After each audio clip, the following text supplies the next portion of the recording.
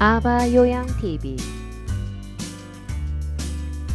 어여님들 따라 어이소.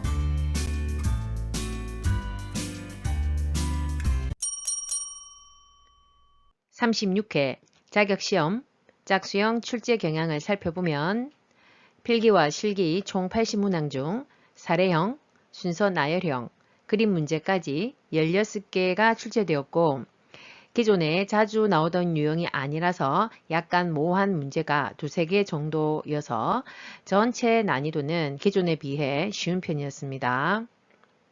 지금부터 36회 요양보호사 자격시험 짝수형 1교시 필기 35문항 문제풀이 출발! 문제 1번 수정 확대 가족의 특징으로 옳은 것은 보기 1. 조부모와 손자녀로 구성되어 있다. 2. 결혼한 자녀와 부모가 함께 거주한다. 3. 노인과 친인척 간의 교류가 활발하다. 4. 부모 중 한 명과 미성년 자녀가 함께 산다. 5. 성인 자녀가 근거리에 살면서 노부모를 보살핀다. 정답은 네, 5번.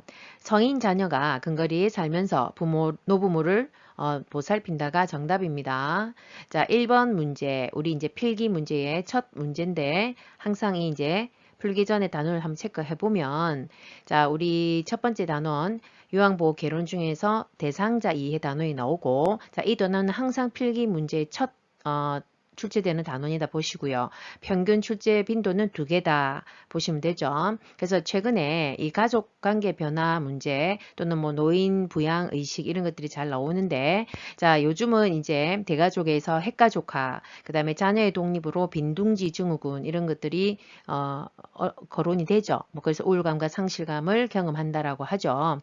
자, 그래서 최근에는 그 수정 확대 가족도 출연을 한다고 했습니다. 그러니까 근거리에 살면서 노부모를 보살피는 이런 가족의 형태도 나타난다. 그럼 이 수정 확대 가족의 장점은 뭐냐? 보시면 서로 자주 이제 상호작용을 할 수 있죠. 아무래도 근거리에 살다 보면 근거리니까 아무래도 그리고 그러면서도 각자의 사생활은 유지할 수 있다. 이런 장점까지 있다라는 거 체크하십시오. 문제 2번 노년기의 심리적 특성으로 옳은 것은 보기 1. 외향성이 나타난다. 2. 의존성이 증가한다. 3. 의사결정이 빠르다. 4. 친근한 사물에 대한 애착이 사라진다. 5. 일을 처리할 때 새로운 방식을 선호한다. 정답은 네, 2번 의존성이 증가한다가 정답입니다. 자, 이번에 키워드는 노년기의 심리적 특성에 대해서 좀 물어봅니다. 자, 우리 교재에 그 노년기의 특성을 3가지로 분류를 합니다. 자, 신체적, 심리적, 사회적 특성 3가지가 분류되어 있고, 자, 그 중에서도 이 심리적 특성이 가장 우리가 출제 빈도가 높다 보시면 돼요. 그래서 이 부분도 꼭 정리를 해 두셔야 됩니다. 자, 답은 2번이고, 자, 의존성이 증가가 되는데, 자, 어떤 측면에서 신체적, 심리, 정신적, 그리고 경제적 모든 측면에서 증가된다, 이렇게 보시면 되죠. 2번, 외향성이 나타난다. 이거 반대다, 그죠? 외향성이 아니라 내향성이죠. 내성적인 성격. 왜? 사회적 활동의 감소로 내향성이 더 증가하더라, 이렇게 보시면 되죠. 그 다음에 3번, 의사결정이 빠릅니까? 자, 빠르지 않고, 자, 오히려, 자, 이 내용을 이제 바꾸어 보면 아주 신중해지고 결정이 좀 느리고 이것은 조심성의, 우리 심리적 특성 중에서 조심성의 증가를 의미하죠. 자, 그래서 이거는 자신감의 감퇴, 그 다음에 중립적이다. 자, 그 다음에 결단과 행동이 느리고 신중하다. 자, 이러한 내용이 조심성에 해당이 된다 보시면 되죠. 그 다음에 4. 친근한 사물에 대한 애착이 사라지는 것이 아니라 오히려 더 강해진다 이렇게 보시면 되죠. 5. 일을 처리할 때 새로운 방식을 선호하지 않고 새로운 것은 도전하는 걸 좀 어려워하죠. 그죠? 자, 이것은 경직성을 의미하는 것입니다. 자, 익숙한 습관을 선호하고 방법을 고수합니다. 익숙한 것을 했던 좋아하고 그다음에 새로운 방식에 대한 어떤 저항감이 더 오죠. 자, 이런 것을 경직성이라고 하고 이런 것도 시험 잘 나옵니다.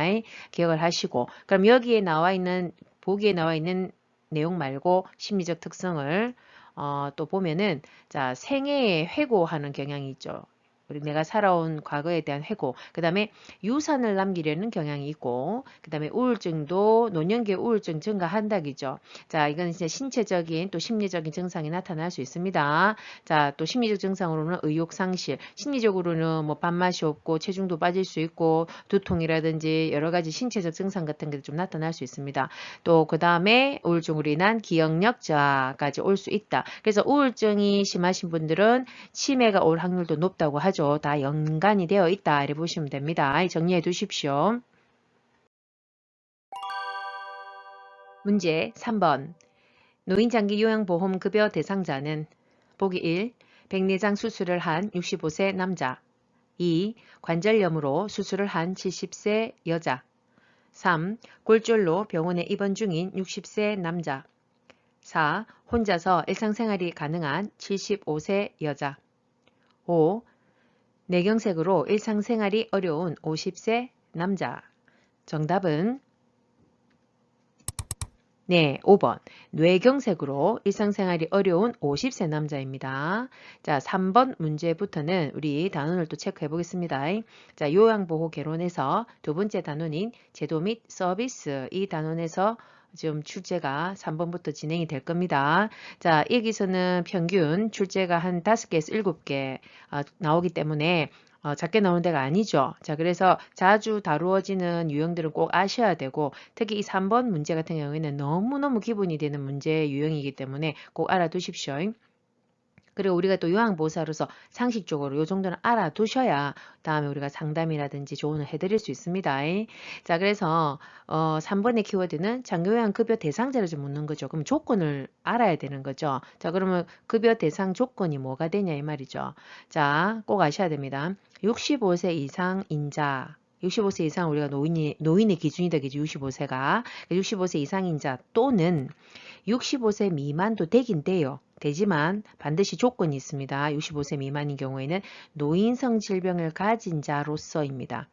그래서 65세 이상 같은 경우에는 이 노인성 질병이 꼭 꼭 있어야 되진 않습니다. 하지만 젊은 경우 65세 미만은 노인성 질병을 가져야 됩니다. 그럼 이 노인성 질병에 해당되는 게 교재에 표에 나와 있었는데 대표적인 게 치매, 뇌졸중, 파킨슨병 등이 해당이 됩니다. 가장 흔한 질환들이 그래서 이 뇌졸중은 우리가 뇌출혈, 뇌경색 이런 것들이 포함이 되겠죠.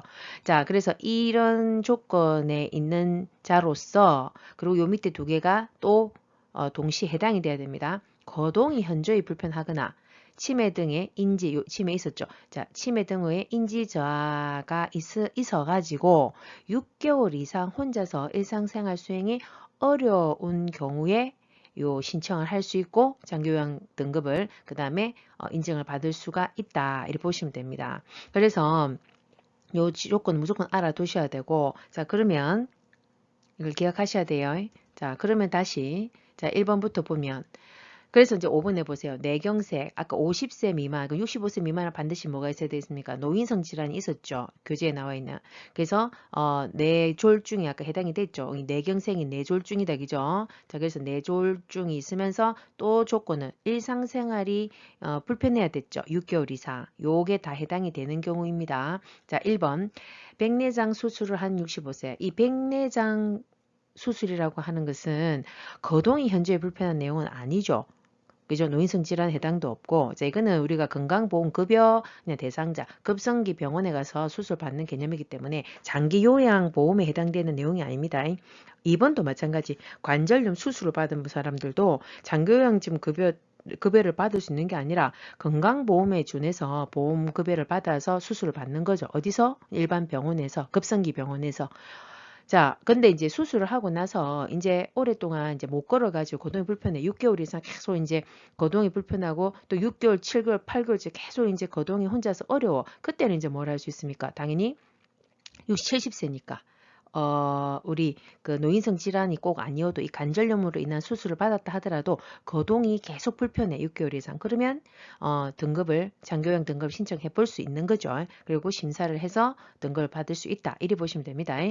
5번 골절 입원하고 있는 사람. 자, 이 골절도 당연히 뭐 건강보험에서 급여를 받아서 그 병원 치료를 하면 되고. 자, 4번도 혼자서 일상생활 가능하답니다. 아까 일상생활이 가능하면 안 된다 했죠. 불편해야 된다 했죠. 그리고 어떤 질환을 갖고 있지도 않고. 자, 그래서 답은 5번이다. 요 정도는 간단한 문제 수준이다 보시면 됩니다. 문제 4번. 노인 장기 요양 인정 절차에 관한 설명으로 옳은 것은 보기 1. 지방자치단체에 장기요양 인정을 신청한다. 2. 신청자가 동의하면 사회복지 전담 공무원이 대신 신청할 수 있다. 3. 장기요양 인정 방문조사는 등급판정위원회에서 실시한다.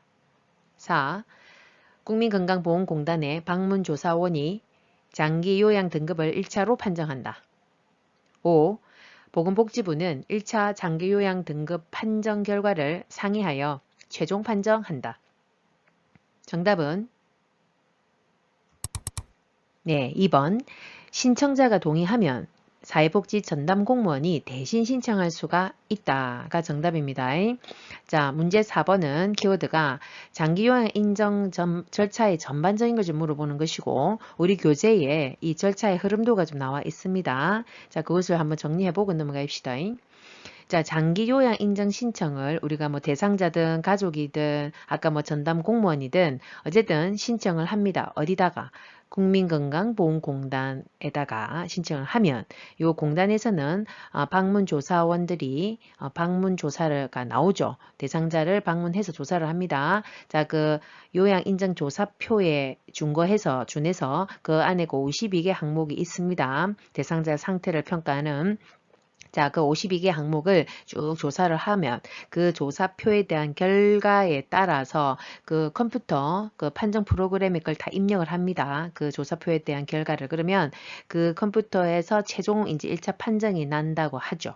자, 그럼 그 판정 난 그 결과 자료와 더하기 자, 의사소견서를 첨부해서 자, 건강보험공단 내에 있는 등급판정위원회에다가 이제 제출을 하죠. 이 자료들을 최종 제출을 하면 여기서 최종 판정이 등급판정이 난다 이렇게 보시면 되죠. 그러면 이게 이제 1등급에서 5등급이냐, 뭐 인지지원 등급이냐, 아니면 등급 외자 해가지고 A, B, C형으로 나뉘죠. 자, 이런 어떤 등급 판정이 나면 그 결과를 이제 대상자에게 통보한다 이렇게 보시면 됩니다. 저 기본 흐름을 알고 계시면서 자, 문제를 또 풀어봅시다. 자, 1번. 그래서 답은 2번이 맞고 1번 지방자치단체에 장기요양 인정을 신청합니까? 자, 신청 아까 어디에다 했습니까? 이제 너무나 기본이죠. 자, 국민건강보험공단에다 우리는 신청을 한다 했습니다. 3번 장기요양 인정 방문조사는 아까 누가 했습니까? 방문조사원들이 한다 했습니다. 자, 방문조사는 위원회가 아니라 조사원들이 한다 했습니다. 공단 직원인 사회복지사나 간호사 등으로 이제 구성된 조사원들이 나와서 신청인 거주지에 방문을 해서 52개 항목에 준해서 그 항목에 대한 것을 이제 체크한다고 했죠. 자, 4번 국민건강보험공단의 방문조사원이 장기요양 등급을 1차로 판정한다.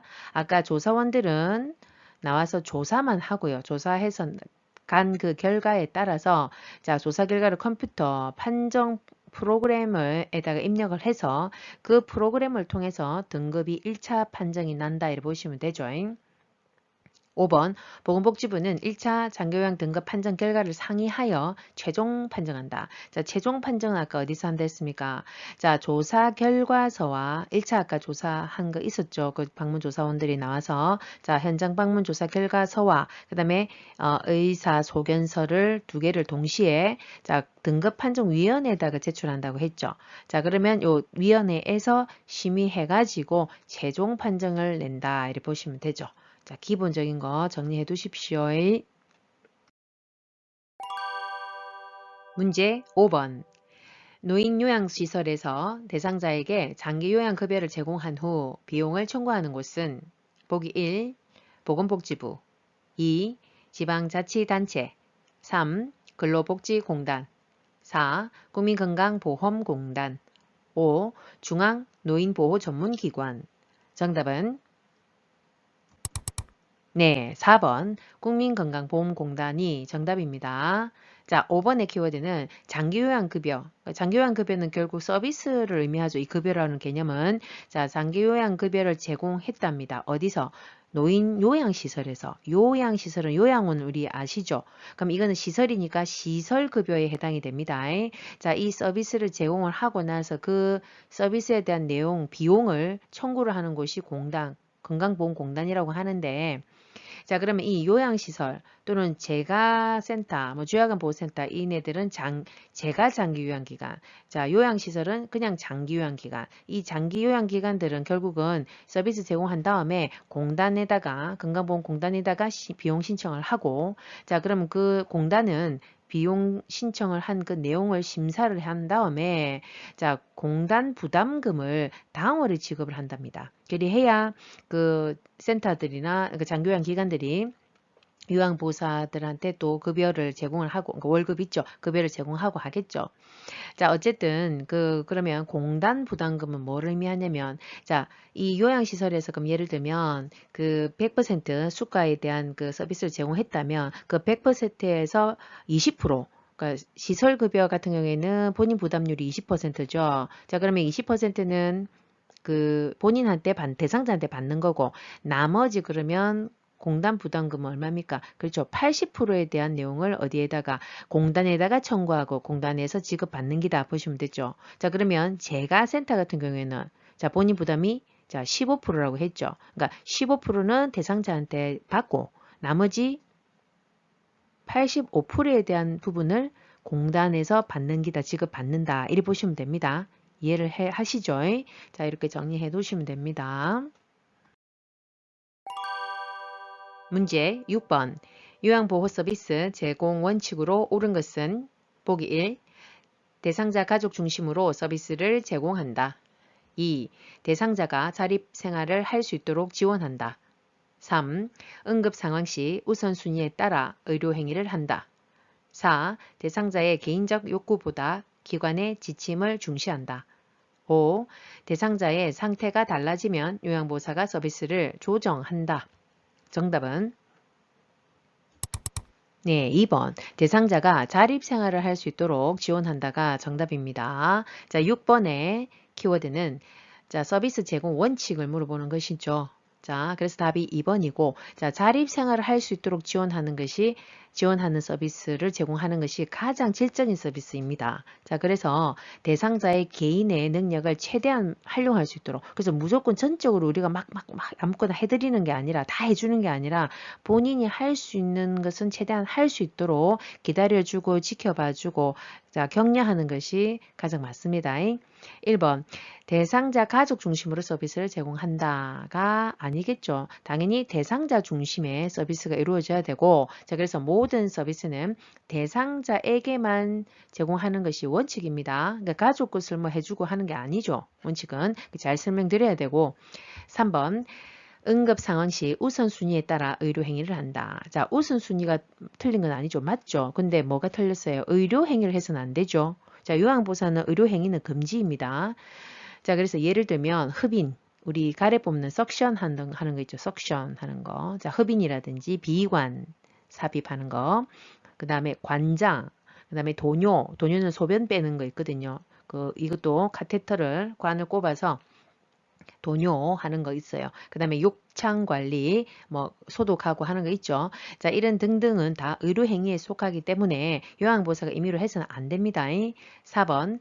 만약에 필요하면 기관장이라든지 그 의료인한테 의뢰해서 시행을 하면 되죠. 자, 4번. 대상자의 개인적 욕구보다 기관의 지침을 중시한다. 자, 항상 요양보호사는 누구를 우선해야 됩니까? 자, 대상자의 개인적 욕구가, 그러니까 본인의 욕구가 무엇인지 항상 사정해서 그거를 우선시해야 되는 게 맞습니다. 자, 그래서 원래 대상자의 성격이나 습관, 또 선호하는 서비스 등을 서비스 전에 항상 꼭 확인을 해서 거기에서 준해서 서비스를 계획을 해야 됩니다. 그래서 거기에 맞춰서 제공을 해야지 만족도가 높겠죠. 자, 5번 대상자의 상태가 달라지면 요양보호사가 서비스를 조정합니까? 자, 달라졌다 하면 우리는 딱 뭐 해야 됩니까? 보고해야 된다고 했습니다. 자, 그래서 서비스를 추가해야 된다든지 또는 변경이 필요하든지 아니면 어떤 의료적 진단이 필요할 때는 반드시 신속 보고해야 된다로 우리가 알고 계시면 됩니다. 문제 7번 노인장기요양보험 표준 서비스 중 개인활동 지원 서비스 내용에 해당하는 것은 보기 1. 말벗 2. 편지 대필 3. 구강관리 돕기 4. 청소 및 주변 정돈 5. 관공서 방문 시 동행 정답은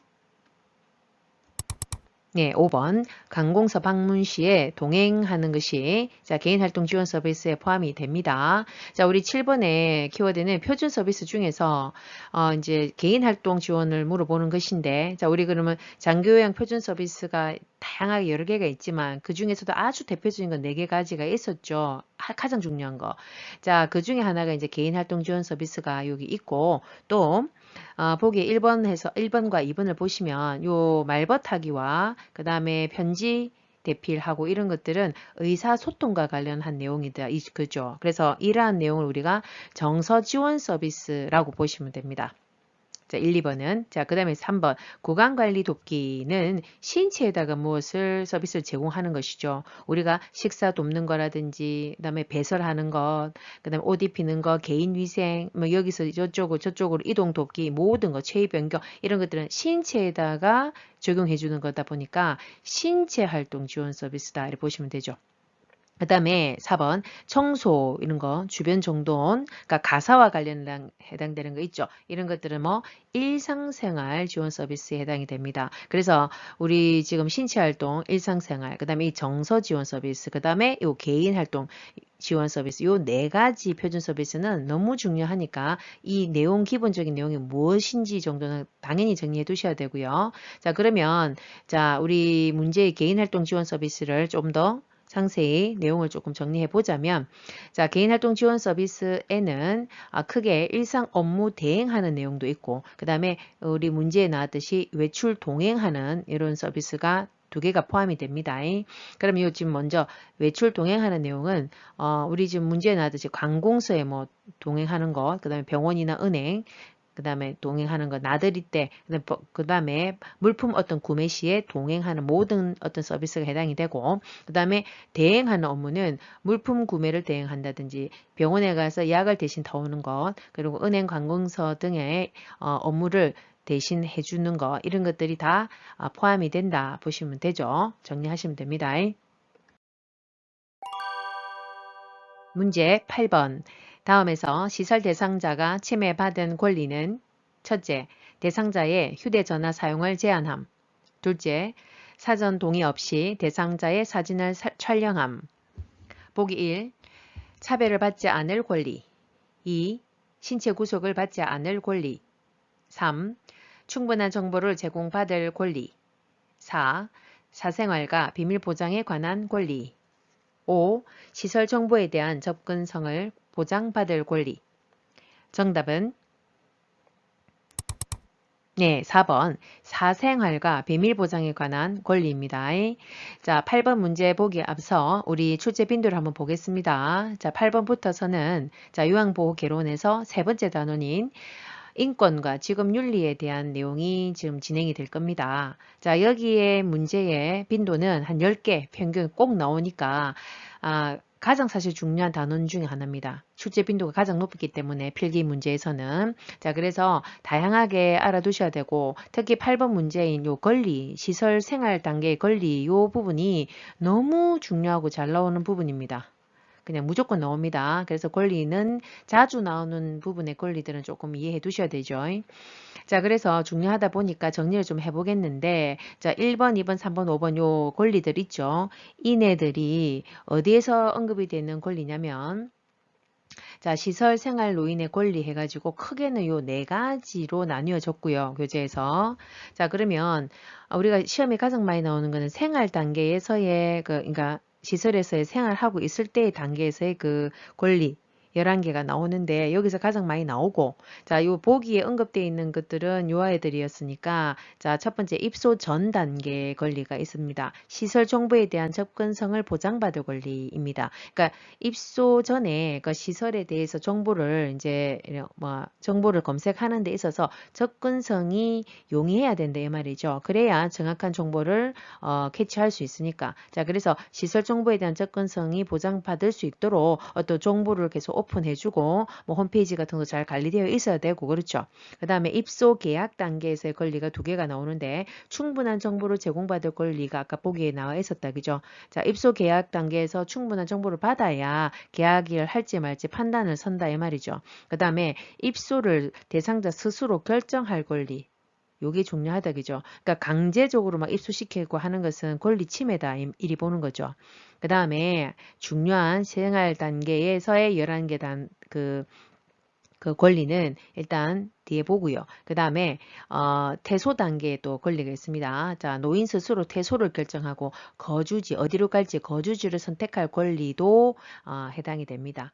자, 그 다음에 이제 메인인 아주 주된 내용인 요 생활 단계에서의 권리 11개가 있는데 그 중에서도 좀 자주 나오는 권리가 요 애들이 해당이 됩니다. 자, 그래서 우리 문제의 답이었던 사생활과 비밀 보장에 대한 권리 있었죠. 자, 이것은 말 그대로 아까 뭐 휴대폰 사용을 제대로 하지도 못하고 뭐 불쑥불쑥 방에 들어온다든지 사진 촬영이 된다든지 그리고 개인정보를 어떤 동의 없이 뭐 공개가 된다든지 이런 것들이 해당이 되겠죠. 자, 1번에 차별 및 노인 학대 받지 않는 권리. 그러니까 노인 학대 말 그대로 노인 학대가 금지되어야 되고 그다음에 차별을 받지 않을 권리는 뭐 성별, 종교, 신분, 어떤 경제적 어떤 상황에 따라서 차별받지 않아야 된다 이 말입니다. 그래서 우리 사례가 보면 사례 같은 건 좀 알아두셔야 됩니다. 자, 우리 차별에 대한 사례가 그 노인들 있었죠. 다른 어르신들 더 막 잘 챙겨드리고 보호자들이 자주 오는 노인은 더 잘 챙겨드려서 어떤 대상자가 막 컴플레인 불평하고 있는 그런 내용이 교재에 언급이 돼 있었죠. 그게 이제 차별받지 않을 권리에 해당되는 권리 그 사례였습니다.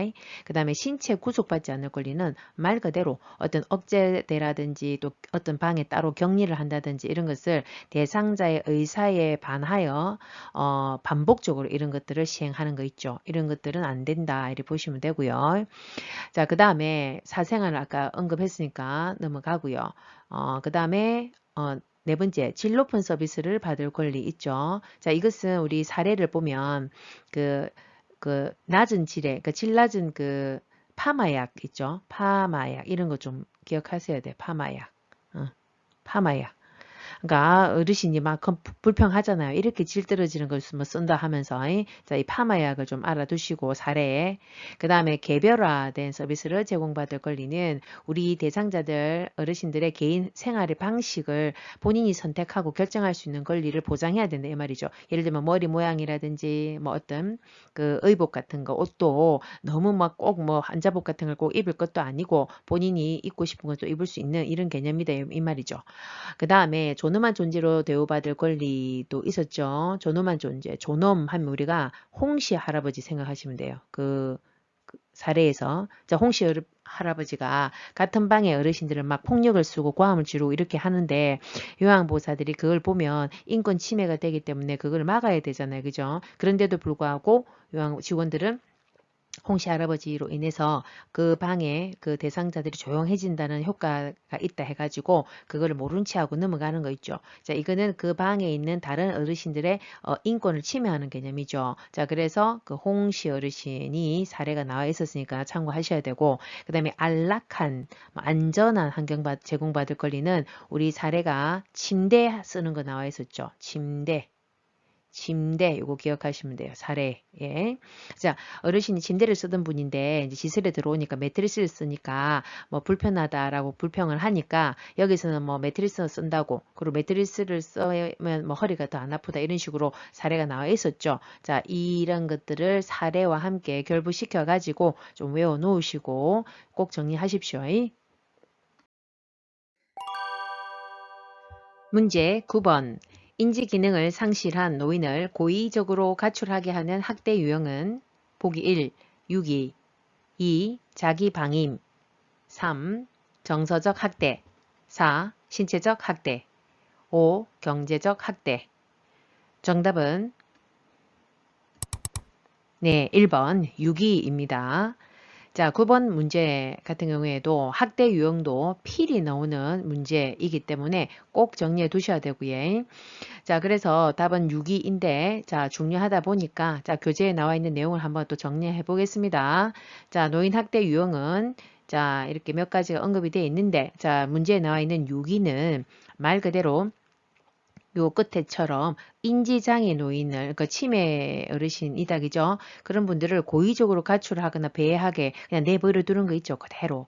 자, 그 다음에 연락을 두절한다든지, 오랫동안, 그 다음에 왕래하지 않고, 시설에 입소시킨 후에 아예 또 여기도 연락 두절, 뭐 이런 것들이 다 유기에 해당이 됩니다. 자, 그리고 방임 같은 경우에는 뭐냐면, 기본적인 틀이 요겁니다. 의식주와 의료적 보호를 제공하지 않는 어떤 의료적 치료적인 행위를 제공하지 않는 것이 해당이 됩니다. 그리고 예를 들면 그러니까 생활비라든지 각종 세금이 집에 가니까 막 어지러져 있고 방치되어 있다. 각종 고지서가 막 쌓여 있는 거 있죠. 그다음에 중증의 노인이 홀로 이제 거주하도록 말 그대로 방치하는 개념.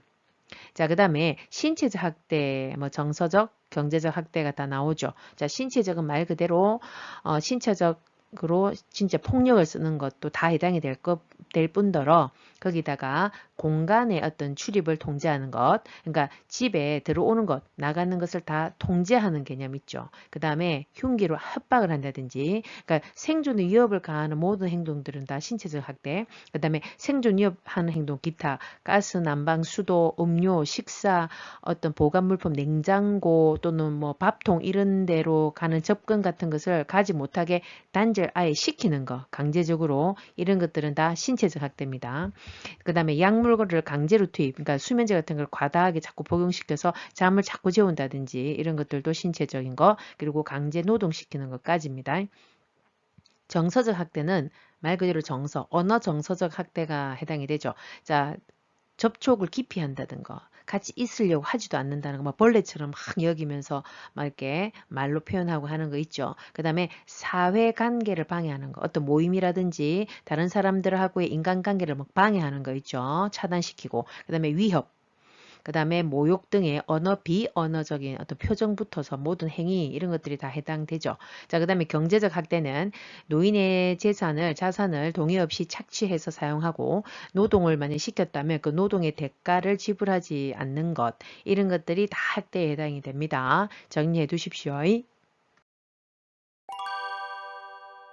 문제 10번. 다음에 해당하는 성희롱 유형은 첫째, 음란한 사진을 전송함. 둘째, 고의적으로 엉덩이를 노출함. 보기 1. 육체적 성희롱 2. 언어적 성희롱 3. 시각적 성희롱 4. 심리적 성희롱 5. 사회적 성희롱 정답은 네, 3번 시각적 성희롱이 해당이 됩니다. 자, 10번 문제는 성희롱의 유형을 물어보는 것이죠. 자, 우리 교재에 나와 있는 그 성희롱의 종류가 몇 가지 구분이 되어 있는데 자, 한번 보시면 자, 우리 지금 문제에 나와 있는 시각적 성희롱은 말 그대로 음란물 같은 그림, 사진을 보여주려고 하고 또 그걸 보내는 것. 좀 문자로 좀 사진을 전송을 했다 그죠? 그 다음에 신체 부위를 노출시켜주는 본인의 신체를 막 노출시켜서 상대방에 보이는 거 있죠. 이게 다 시각적 성희롱입니다. 자, 그 다음에 언어적인 것은 어떤 성관계를 강요하고 해유하는 거. 그 다음에 회식 자리에서 술을 따르라 하는 이런 말하는 표현하는 것도 다 언어적 성희롱입니다.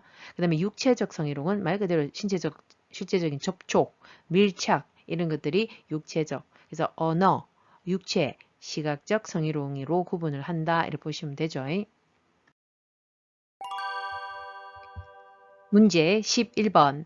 요양보호사 채용 과정에서 기관장이 다음과 같이 말했을 때 요양보호사가 침해받은 권리는 자, 지원서를 보니 나이가 많아 어르신을 돌보는 업무가 힘들 것 같네요. 보기 1. 자유권 2. 참정권 3. 평등권 4. 신체적 안정 보장 권리 5. 휴식 및 여가 보장 권리 정답은 네, 3번 평등권에 해당이 됩니다.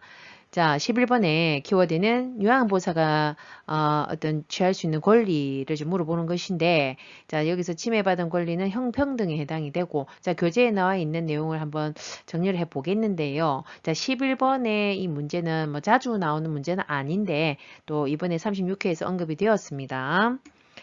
자, 그래서 내용을 보시면 세 가지가 됩니다. 분류가 되어 있는데, 자, 요양보호사의 권리는 평등권, 노동 관련 권리, 그 다음에 자유권, 요 세 가지입니다.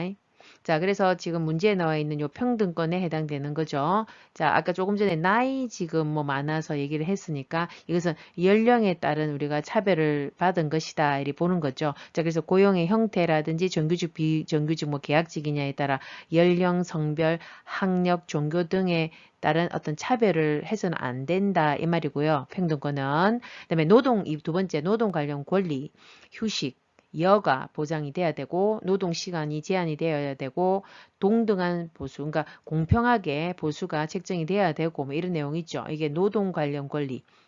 그 다음에 자유권, 어떤 업무와 관련한 의견의 표현의 자유, 사상, 종교의 자유, 신체의 안전을 보장받을 자유, 자, 아까 신체 보장 이런 게 있었죠, 4번에. 자, 이런 것은 다 자유권에 해당이 됩니다. 눈에 한번 조금만 익숙하게만 익혀놓아 주십시오. 문제 12번. 대상자에게 서비스를 제공할 때 요양보호사가 지켜야 할 직업윤리 원칙은 보기 1. 개인의 선호를 인정한다. 2. 대상자와 수직적인 관계를 유지한다. 3. 학대 발견 시 가족에게 알리지 않는다. 4. 업무에 협조하지 않을 경우 서비스를 종결한다. 5. 종교에 상관없이 시설 내 종교 행사에 참석시킨다. 정답은 네, 1번 개인의 선호를 인정한다가 정답입니다. 자, 12번의 문제는 자, 직업윤리 원칙이 키워드인데 자, 이것은 자, 인권과 직업윤리 요 단원 중에서도 자, 또 많이 다루어지는 출제가 많이 되는 파트입니다. 그래서 요양보호사 직업윤리에 관련된 내용이 지금 12번부터 진행이 됩니다. 아주 중요한 부분들입니다. 자, 그래서 답은 1번이죠. 자, 개인의 선호를 우선시해야 되죠. 자기 결정을 최대한 존중한다. 이렇게 보시면 되죠.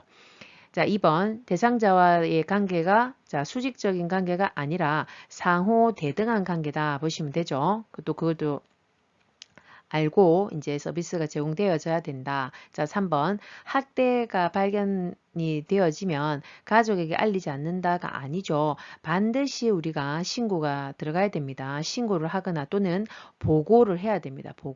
보고들. 신고 아니면 보고까지도 해야 되죠. 자, 그 다음에 4번 업무에 협조하지 않을 경우에 서비스를 종결한다. 자, 요양보호사가 임의로 서비스를 종결하고 해서는 안 됩니다. 자, 우리가 업무에 협조하지 않는다고 해서 막 학대를 한다든지 해서도 안 되고 뭐 가족과의 또 뭐 협조 안 되는 경우도 있겠죠. 어쨌든 보고를 해서 의논하고 상의해야 되지. 자, 임의로 어떤 처리를 한다든지 종교를 해서는 안 된다. 자, 그다음에 5번 종교에 상관없이 시설 내에 어떤 종교 행사에 참석시킨다. 자, 이거는 강제적인 것은 안 된다. 그죠? 자, 차별해서는 안 되죠. 연령, 성별, 요 종교, 경제적 어떤 지위, 신분 이런 거에 따라서 차별해서는 안 됩니다. 이건 인권 존중. 아까 우리 앞에서 시설에서 생활하는 대상자의 권리에 대해서도 나왔잖아요. 그죠? 이런 차별 대우해서는 안 된다. 이런 게 있었습니다. 정리하세요. 문제 13번. 요양보호사가 지켜야 하는 행동규범으로 옳은 것은 보기 1. 장기요양기관을 알선한다. 2. 자신의 활동이 모든 요양보호사를 대표한다고 생각한다. 3. 대상자로 인한 업무 고충을 보호자에게 토로한다. 4. 요양보호사의 개인적 용무는 서비스 제공 중에 처리한다. 5. 대상자의 건강 상태가 악화될 경우 요양보호사가 스스로 해결한다. 정답은 네, 2번. 자신의 활동이 모든 요양보호사를 대표한다고 생각한다가 정답입니다. 자, 13번 문제도 똑같이 직업윤리와 관련된 내용입니다. 그죠? 자, 답은 2번이고, 자, 1번. 장기요양기관을 알선한다. 뭐 제가 센터라든지 뭐 요양원 우리 해당이 되죠. 자, 이것을 우리가 임의로 알선하는 것은 안 된다고 했습니다. 뭐 필요하면 보고를 하면 되고, 그죠? 그래서 개인적으로 별도 서비스를 계약한다든지 또는 타 기관에 의뢰한다든지는 해서는 절대 안 된다. 금지 행위입니다. 자, 3번. 대상자로 인한 업무 고충을 보호자에게 도로하면 되겠습니까?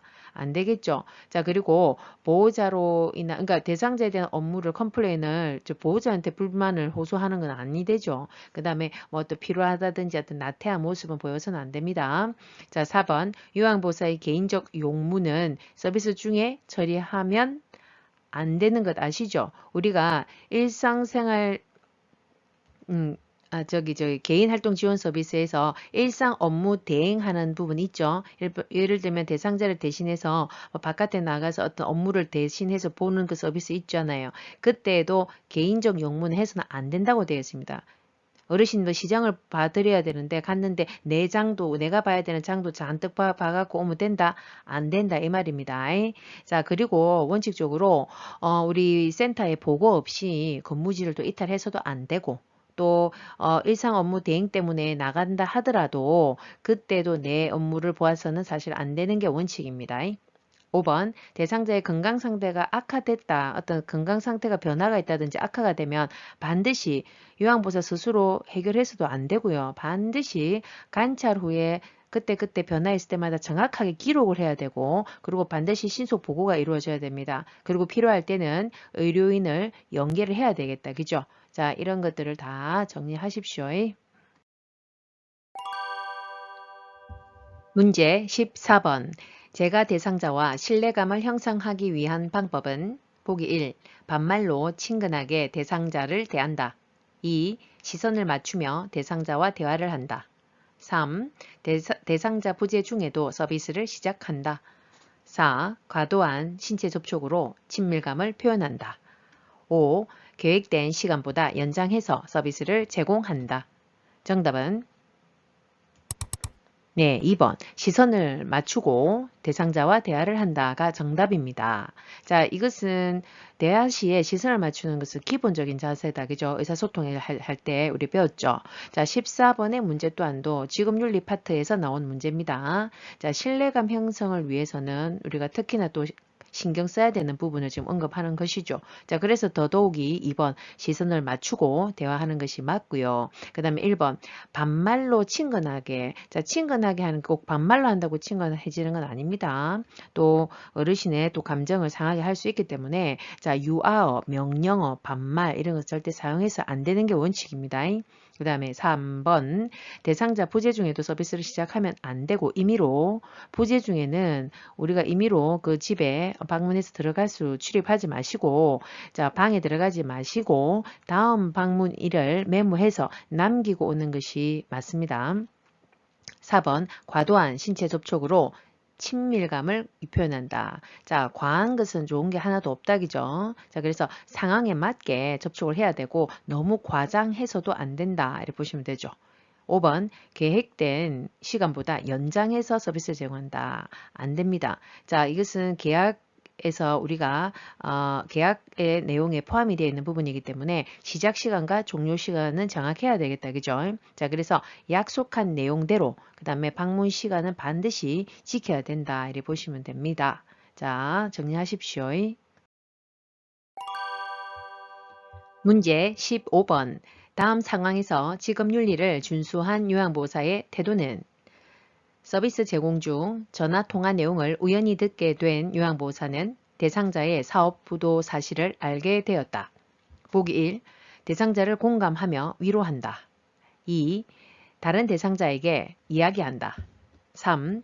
동료 요양보호사에게 전달한다. 4. 대상자에게 부도 사유를 묻는다. 5. 비밀로 유지하고 내색하지 않는다. 정답은 5번입니다. 비밀로 유지해야 되죠. 당연하죠. 자, 15번의 문제도 지금 윤리 관련 문제입니다. 자, 그래서 답은 5번인데, 자, 이 내용은 결국은 우리가 대상자의 어떤 기록이나 또 정보의 비밀이나 또 어떤 사적 생활을 알았다 하더라도 그를 내외부적으로 발설해서는 안 된다. 비밀 유지에 우리가 책임이 있다. 그죠? 자, 기본입니다. 문제 16번. 요양보호사에게 나타날 수 있는 수근관 증후군에 관한 설명으로 옳은 것은 보기 1. 밤에 통증이 완화된다. 2. 손목을 굴곡시키면 통증이 감소된다. 3. 손목에서 팔꿈치까지 강직이 나타난다. 4. 손을 털면 저림과 통증이 완화될 수 있다. 5. 새끼손가락과 연결된 손바닥 감각이 둔해진다. 정답은 4번. 손을 털면 일시적으로 저림과 통증이 완화될 수 있다가 정답입니다. 자, 16번의 키워드는 수근관 증후군에 대해서 물어보는 것이고, 자, 이제는 좀 지급윤리 파트의 내용에서 지금 넘어와서, 자, 우리 요양보호사의 건강관리에서 근골격계 질환 예방하는 요 또 소단원들이 있었죠. 자, 거기에서 지금 나온 것입니다. 그래서 수근관 증후군도 간간히 나오기 때문에 정리해 두십시오. 자, 그럼 우리가 수근관이라고 하는 것은 뭐냐면 우리 손목에 뼈와 인대를 손목을 이루는 뼈와 인대가 있겠죠. 자, 그것으로 형성된 작은 통로가 있는데 손목에 옆으로 횡인대가 있고 그래서 그 작은 그 통로가 있는데 자꾸 이제 손목을 굽혔다 뺐다 굽히는 걸 많이 하다 보면 그쪽 그 수근관 통로가 좁아져서 그러면 거기서 정중신경이라고 하는 게 손가락 손 쪽으로 내려가는 게 있거든요. 자, 신경을 눌러서 그래서 신경학적 증상들이 나타나는 것이 수근관 증후군입니다. 자, 그래서 여러 가지 저리저리하고 또는 둔해지고 통증이 있고 뭐 이런 증상들이 나타날 수 있다. 이렇게 보시면 됩니다.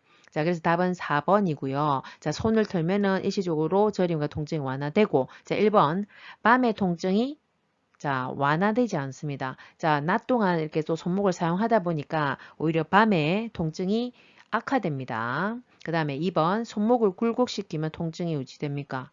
그렇죠. 악화되죠. 자, 손바닥 방향으로 굽힐 때 더 악화된다. 그 수근관이 더 좁아지니까, 그죠? 압력이 올라가서 또 신경을 눌러서 더 악화됩니다. 자, 그 다음에 3번, 손목에서 팔꿈치까지 강직이 나타난다. 이쪽이 아니고, 강직이 아니라, 감각 이상, 저림, 통증, 근력 약화, 이런 것들이 나타나죠. 자, 그리고 손목에서 팔꿈치 쪽이 아니고, 자, 손목에서 우리 손바닥, 손가락 쪽으로 내려간다 보시면 되죠. 이런 증상들이. 자, 그 다음에 5번, 새끼손가락과 연결된 손바닥 감각이 둔해진다. 아니라 새끼손가락을 제외한 엄지손가락 절반과 그 한 넷째 손가락까지 이렇게 쭉 정중신경들이 쭉 뻗어져 있거든요. 자, 그래서 이쪽 엄지에서 넷째 손가락 그리고 손바닥 그쪽으로 내려가는 그 손바닥 부위 쪽까지 둔해지고 뭐 저림, 통증 이런 것들이 나타날 수가 있다. 보시고 정리하십시오. 문제 17번. 감염 발생 가능성이 높은 요양보호사의 행위는 보기 1. 손톱을 둥글고 짧게 자른다. 2. 정기적으로 건강검진을 받는다. 3. 목욕 후 피부에 보습제를 바른다. 4. 비닐 장갑을 끼고 흡인병을 비운다. 5. 손으로 입과 코를 가리고 기침한다. 정답은 5번. 손으로 입과 코를 가리고 기침한다가 정답입니다. 자, 17번의 키워드는 감염 발생 가능성이 높은 것을 지금 선택해야 되니까 한마디로 좋지 않은 행위를 지금 물어보는 것이죠. 그렇기 때문에 감염이 발생하는 거니까. 자, 그래서 안전관리, 감염관리에서의 지금 내용인데, 자, 그래서 답은 5번이죠. 우리가 기침할 때는 어떻게 해야 됩니까? 기침 우리 예절에서 배우셨죠. 자, 휴지랑 손수건을 사용해야 되는 게 맞고 그거를 대고 입에 대고 애치해야 되고 근데 만약 그게 없을 경우에 당장 자 손을 대지 말고 옷소매를 대고라도 기침을 해야 된다 이 말이죠. 자 손으로 그거를 기침을 막으면 그 손바닥에 그 기침 비말이 다 묻겠죠. 그럼 그거를 또 바로 씻지 않으면 또 그 손바닥으로 막 여기저기를 뭐 손잡이라든지 어디를 막 이렇게 묻히고 다니는 거잖아요. 그럼 또 다른 사람한테 감염시킬 수 있기 때문에 어쨌든 손으로는 하지 않아야 된다가 맞죠. 그죠? 자, 그러고 나서 어쨌든 기침하고 나면 바로 최대한 빨리 비누로 흐르는 물에 30초 이상 손 씻기를 하는 것이 맞습니다. 그러니까 나머지 1번부터 4번은 다 정확하게 안전관리를 잘 하신 거다. 그죠?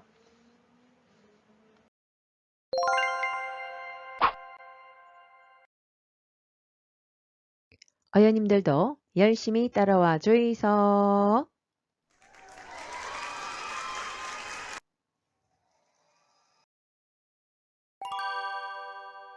문제 18번. 시설 대상자가 아침에 속이 쓰리다고 말할 때 요양보호사의 반응으로 옳은 것은 보기 1. 지금 당장 병원에 가야 해요. 2. 위장약을 먹어야 할 것 같네요. 3. 괜찮아요. 저는 아침마다 그래요. 4. 현재 상태를 간호사에게 전할게요. 5. 위가 쉬어야 하니까 아침 식사를 그르세요. 정답은 네, 4번. 제가 현재 상태를 간호사에게 전할게요가 정답입니다. 자, 18번 문제 풀이에 앞서서 우리 또 출제 빈도를 한번 보겠습니다. 자, 18번 문제는 어디서 나온 거냐면 출제가 자, 큰 제2장 단원 있죠. 요양보호 기초 지식 이 단원으로 지금 껑충 좀 뛰어 넘어왔습니다. 자, 이 단원에서 이 범위가 넓다 보니까 출제 빈도가 한 14개 정도 꼭 나옵니다. 자, 그래서 범위도 높고 또 중요한 부분은 꼭 기억해 두셔야 되고 자, 그럼 18번 문제는 자, 이 기초 지식에서도 첫 번째 또 소단원이 있죠. 노화의 변화와 질환 파트, 질환들 쭉 언급되어 있는 내용이 있었죠. 여기에서 지금 문제가 시작되는데 그 중에서도 자, 위에 쏙쓸입니다 하는 거 보니까 자, 소화기계의 내용에 지금 언급이 되는 것인데 근데 지금 이 18번은 또 잘 안 나오던 부분에서 나왔습니다. 자, 보통 이제 질환에 대해서 뭐 증상이나 치료 방법 이런 것들이 언급이 문제가 나오는데 지금 18번은 소화기계 제일 마지막에 보면 요양보호사의 활동이라 해가지고 회색 상자가 있거든요. 각 그 시스템 소호기계도 마찬가지고 쭉 보면 제일 끝에 요양보호사의 활동 회색 박스가 나옵니다. 자, 그 부분에서 구석에서 지금 이게 언급이 된 문제입니다. 그래서 137쪽에 가서 한번 찾아보시면 됩니다. 그래서 시설에 있는 대상자가 갑자기 속이 쓰리다 하면 우리의 반응은 뭐 예측해서도 안 되고 약을 먹으세요 해도 안 되고 그냥 지금 현재 상태를 보고하면 됩니다. 의료인에게. 자, 그래서 내용을 정리해 보자면 자, 요양보호사의 활동해갖고 저 회색 상자에 나와 있습니다. 자, 우리가 질병명을 예측하거나 또 수술이나 어떤 약물 치료가 필요하다는 등 이런 걸 언급해서 안 됩니다. 우리가 임의로. 왜냐하면 이런 부정확한 판단으로 언급을 했을 경우에 대상자나 또는 혹시 가족에게 혼란이나 또 걱정을 유발하기 때문에 절대 우리가 임의로 언급해서는 안 된다가 맞고요. 자, 그래서 상태 변화가 있을 때는 우리가 가족과 상의해서 병원의 진료를 보도록 유도를 하고 또 시설에 신속하게 우리가 보고하고 이게 맞습니다. 자, 정리하시면 돼요. 문제 19번. 노화로 간 기능이 변화되어 나타날 수 있는 결과는 보기 1. 당 내성 증가 2. 타액 분비 증가 3. 칼슘 흡수 증가 4. 위산 분비 저하 5. 약물 대사 능력 저하 정답은 네, 5번. 약물 대사 능력의 저하가 정답입니다. 자, 19번의 키워드는 간 기능의 변화죠. 그러니까 노화로 인한 간 기능의 변화는 당연히 감소되죠. 자, 이 19번 문제는 우리 질환 파트 중에서도 소화기계의 그 노화에 따른 변화를 지금 언급하는 것이고 뭐 노화에 따른 변화가 소화기계에서도 뭐 다양한데 그 중에서도 간 기능의 변화를 좀 물어보는 것인데 일단 기능이 떨어지면 우리가 약물을 우리 간이 해독하는 작용이 있다고 아시죠? 그래서 약물의 대사와 그 제거하는 능력이 저하되다 보니까 그걸 빨리빨리 배설을 못하면 결국 약물의 중독성이 증가된다 이렇게 보시면 됩니다. 더 추가해서 나이가 드시면 우리가 신장 있죠. 비뇨기계의 그 신장에서의 그 배설 능력도 저하가 됩니다. 그래서 약물을 우리가 먹으면 그게 빨리빨리 분해되고 그 다음에 흡수되고 그 약물의 작용을 다 한 다음에는 빨리 그 찌끄레기는 배설이 돼야 되죠. 그래야 약물의 중독성이 감소되는데 이제 간도 그렇고 신장도 그렇고 다 기능들이 저하되다 보니까 약물의 부작용이 중독성에 더 노출되기가 쉽다 이렇게 보시면 됩니다. 자, 1번. 그러면 좀 추가적으로 또 설명을 좀 드리면 1번은 당 내성이 증가한답니다. 자, 나이가 드시면 당 내성은 어찌 됩니까? 감소된다고 우리가 배웠다. 그죠? 자, 그럼 당 내성은 뭘 말을 하는 거죠?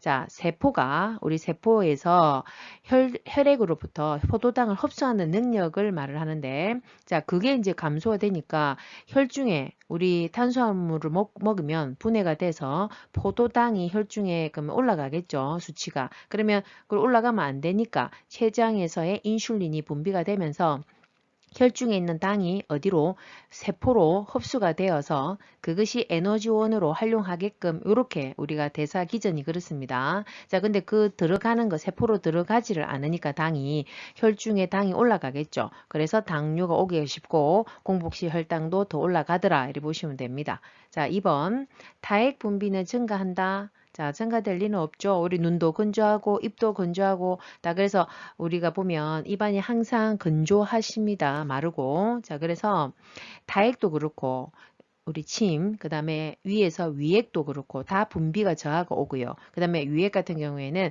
그 산성의 그 산도도 저하가 옵니다. 그래서 이래저래 우리 소화력이 다 떨어진다. 좀 감소가 됩니다. 그리고 또 못 움직여서 뭐 또 소화력이 장운동이 또 저하되니까 소화력도 떨어지겠죠. 자, 3번 칼슘의 흡수율 자체가 또한 또 감소됩니다. 하여튼 모든 게 다 감소된다. 그죠? 자, 그러니까 우리가 섭취 자체도 제대로 못하고 그러니까 칼슘의 섭취도 부족한데 거기다가 먹는 것마저도 흡수가 또 제대로 안 됩니다. 그러다 보니까 골다공증이 올 확률이 높다. 이렇게 보시면 되죠. 그러니까 그래서 우리가 칼슘의 흡수율을 돕기 위해서 비타민 D를 복용해라 라고 되어 있었다. 그죠? 4번 위산 분비 저하. 아까 위에서 여기서도 언급했듯이 자, 위산 분비 저하된다. 이렇게 참고하십시오. 문제 20번 한결액제 복용 방법에 관한 설명으로 옳은 것은 보기 1. 2주 동안 복용한다. 2. 증상이 없으면 복용량을 줄인다. 3. 약물 복용이 끝날 때까지 격리한다. 4. 주기적으로 간 기능 검사를 하면서 복용한다. 5. 한결액제 중 한 가지 약물을 복용하는 것이 원칙이다. 정답은 네, 4번. 주기적으로 간 기능 검사를 하면서 복용한다가 정답입니다. 자, 20번의 키워드는 한결액제에 관한 내용인데, 자, 이 문제는 우리 질환 파트 중에서도 두 번째 단원인 호흡기계 파트에서 지금 문제가 출제된 것입니다. 자, 그래서 우리가 결핵 치료에서 가장 중요한 것은 결국은 약물요법이죠. 그래서 이 결핵약을 반드시 완치될 때까지 꾸준히 드셔야지만이 치료가 끝나는 거고, 중단에 임의로 스탑한다든지 이러면 더 큰 이제 결과가 부작용이 초래되니까 주의하셔야 됩니다. 자, 그런데 우리가 그 결핵약의 특징이 뭐냐면 그 부작용이 좀 셉니다. 왜? 그게 굉장히 세거든요. 그 결핵약 자체가. 그래서 부작용도 좀 크기 때문에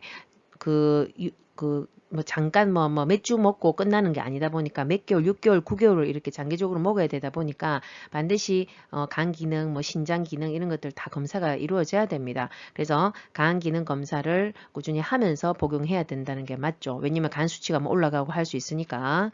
자, 그런데다가 또 객담 검사도 또 중간중간 해야 되죠. 왜냐면 그 안에라도 또 객담에서 결핵균이 또 음성이 나올 수 있으니까 그러면 또 약물을 스탑을 해야 되죠. 빨리 중지를. 자, 그래서 객담 검사도 꾸준히 진행이 같이 돼야 됩니다. 1번 2주 동안 복용한다. 자, 1이 되면 너무나 좋겠는데 2주 갖고는 택도 없고요. 자, 일단 우리가 완치될 때까지 반드시 투여해야 됩니다. 복용이. 자, 그러니까 처방된 기간은 무조건 오지 말라 할 때까지는 반드시 가서 드셔야 돼. 그러니까 주로 6개월 이상 에서 이제 9개월 정도 이렇게 투여한다 이렇게 보시면 되죠. 2번 증상이 없으면 복용량을 줄인다. 이게 가장 위험한 내용입니다. 절대 이렇게 해서는 안 됩니다. 자, 임의로 복용을 스탑을 한다든지 아니면 감량을 한다든지 이래서는 절대 안 됩니다. 자, 보통 증상이 없는 것은 2주 정도 계량량을 먹으면요. 증상이 거의 사라집니다. 없고 전염력도 거의 뭐 줄어들고 하기 때문에 그러다 보니까 뭐 다 나은 줄 알고 그걸 이제 스탑 해버리면 이렇게 중단을 해버리면요. 큰일 납니다. 왜냐면 거기 1차 약에서 이제 스탑을 하다 보면 그 1차 약에서 살아남은 그 균이 내성이 생겨가지고 더 독한 슈퍼박테리아가 이제 형성이 되는 거죠. 그걸 우리 다제 내성균이라고 하죠. 그래서 요즘 이게 지금 이 결핵이 굉장히 무섭다고 보시면 되죠. 자, 그래서 이렇게 돼버리면 이 균들은 1차 약으로 안 됩니다. 그럼 2차 약으로 넘어가야 되고 더 독성이 강한 약들을 또 먹어야 되고 더 오랫동안 치료해야 되고 혹시나 또 치료가 안 될 수도 있습니다. 완치가. 그래서 굉장히 중요한 부분입니다. 3번 약물 복용이 끝날 때까지 격리한다. 자, 아까 격리가 우리가 보통 투여 후에 2주 정도 지나면 자 대부분의 전염성은 사라집니다. 그렇기 때문에 끝날 때까지면 복용이 지금 6개월, 9개월을 격리해야 된다는 건 말이 안 되죠. 그래서 한 2주 이상 지나면 최대 한 4주 정도, 2주, 4주 요 정도 지나면 이제 격리는 뭐 굳이 할 필요는 없다 이렇게 보시면 되죠. 5번 한결핵 결핵제 중 한 가지 약물을 복용하는 것이 원칙이 아닙니다. 자, 결핵약은 반드시 보통 1차 약부터 보통 시작하는데 4가지로 시작합니다. 그것도 알도 큽니다. 크기도. 그래서 굉장히 먹기가 거북스럽고 식전에 보통 먹습니다. 그렇기 때문에 그게 참 먹어내는 게 절대 쉬운 일은 아닙니다. 그렇다 보니까 중간에 스탑하기도 하고 하는데 그렇지만 끝까지 드셔야 되는 게 원칙이고 한 4가지, 3가지 요 정도로 다시 시작이 되고 먹어야 된다 이렇게 보시면 됩니다. 정리하십시오. 문제 21번 노화에 따른 근골격계 변화는 보기 1. 인대의 탄력성 감소 2. 허리의 피하지방 감소 3. 뼈의 질량 증가 4. 다리의 지방 증가 5. 근육의 긴장도 증가 정답은 네, 1번 인대의 탄력성 감소입니다. 자, 21번 문제는 자, 우리 질환 파트 중에서도 근골격계에서 지금 언급이 된 것입니다. 자, 그런데 어떤 질환이 딱 하나 나온 게 아니라 전반적인 노화에 따른 근골격계의 변화를 좀 물어보는 것인데 자, 꼭 근골격계뿐만 아니라 뭐 소화기계든 호흡기계든 심혈관계든 내분비계든 어쨌든 시스템별로 노화에 따른 변화가 제일 처음에 딱 나오죠. 자, 그 부분은 좀 정리해 두셔야 되는 게 맞습니다. 자, 21번에 그래서 근골격계 변화 중에서 또 대표적인 게 이 인대의 탄력이랍니다. 그럼 인대의 탄력이 감소되는데 이 인대는 뭐 하는 데냐 이 말이죠. 자, 인대는 우리가 뼈와 뼈를 연결해 주는 게 우리가 인대라고 하죠. 그죠? 그 다음에 뼈와 근육을 이어주는 거는 뭡니까? 건이라고 하죠. 자, 그래서 뼈와 뼈를 이어주는 인대의 탄력성이 감소되다 보니까 결국 그 결과로 관절 운동이 제한이 옵니다. 왜냐하면 뼈와 뼈가 또 만나는 곳이 우리가 관절이라고 하는 것이죠. 그죠? 모든 관절이 있죠. 마디마디. 자, 그래서 그 관절의 운동도, 관절 운동도 제한이 옵니다. 자, 그래서 뭐 예전에는 360도 충분히 걷더니 젊을 때는 막 돌릴 수 있는 것도 또 펼 수 있고 구부릴 수 있는 것도 이때가 그게 잘 안 되는 거죠. 자, 각도가 잘 안 나옵니다. 자, 2번 허리의 피하 지방이 감소한다. 자, 허리 쪽은 센터 쪽은 커지는 거 아시죠? 그죠? 그래서 허리 쪽은 감소가 아니라 증가하겠죠. 그래서 엉덩이, 허리 뭐 이쪽은 센터 쪽은 뭐 배, 복부 이쪽으로 다 증가합니다.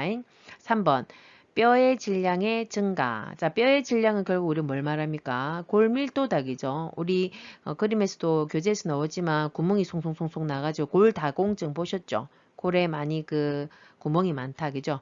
자, 그래서 뼈의 질량은 증가할 리는 없고, 자, 감소합니다. 자, 그리 되어가지고 골격이 작아지고 약해져서 작은 충격에도 자, 가장 무서운 것은 요 골절이죠. 골절이 되기 쉬운 게 제일 무서운 겁니다. 나이 들어서. 자, 왜 골절이 되면 결국은 못 움직이는 게 정말 무서운 거고 자, 그걸로 인해서 폐렴이 잘 오고 그 다음에 폐혈증이 되어서 사망. 요렇게 다 이 진행 과정이 그렇습니다. 그래서 일단 제일 첫 단추는 이렇게 골절이 되는 거거든요. 그래서 이걸 참 주의해야 됩니다. 자, 4번 다리의 지방의 증가. 자, 다리 지방은 자, 사지 쪽, 말초 쪽은 또 가늘어진다기죠. 줄어듭니다.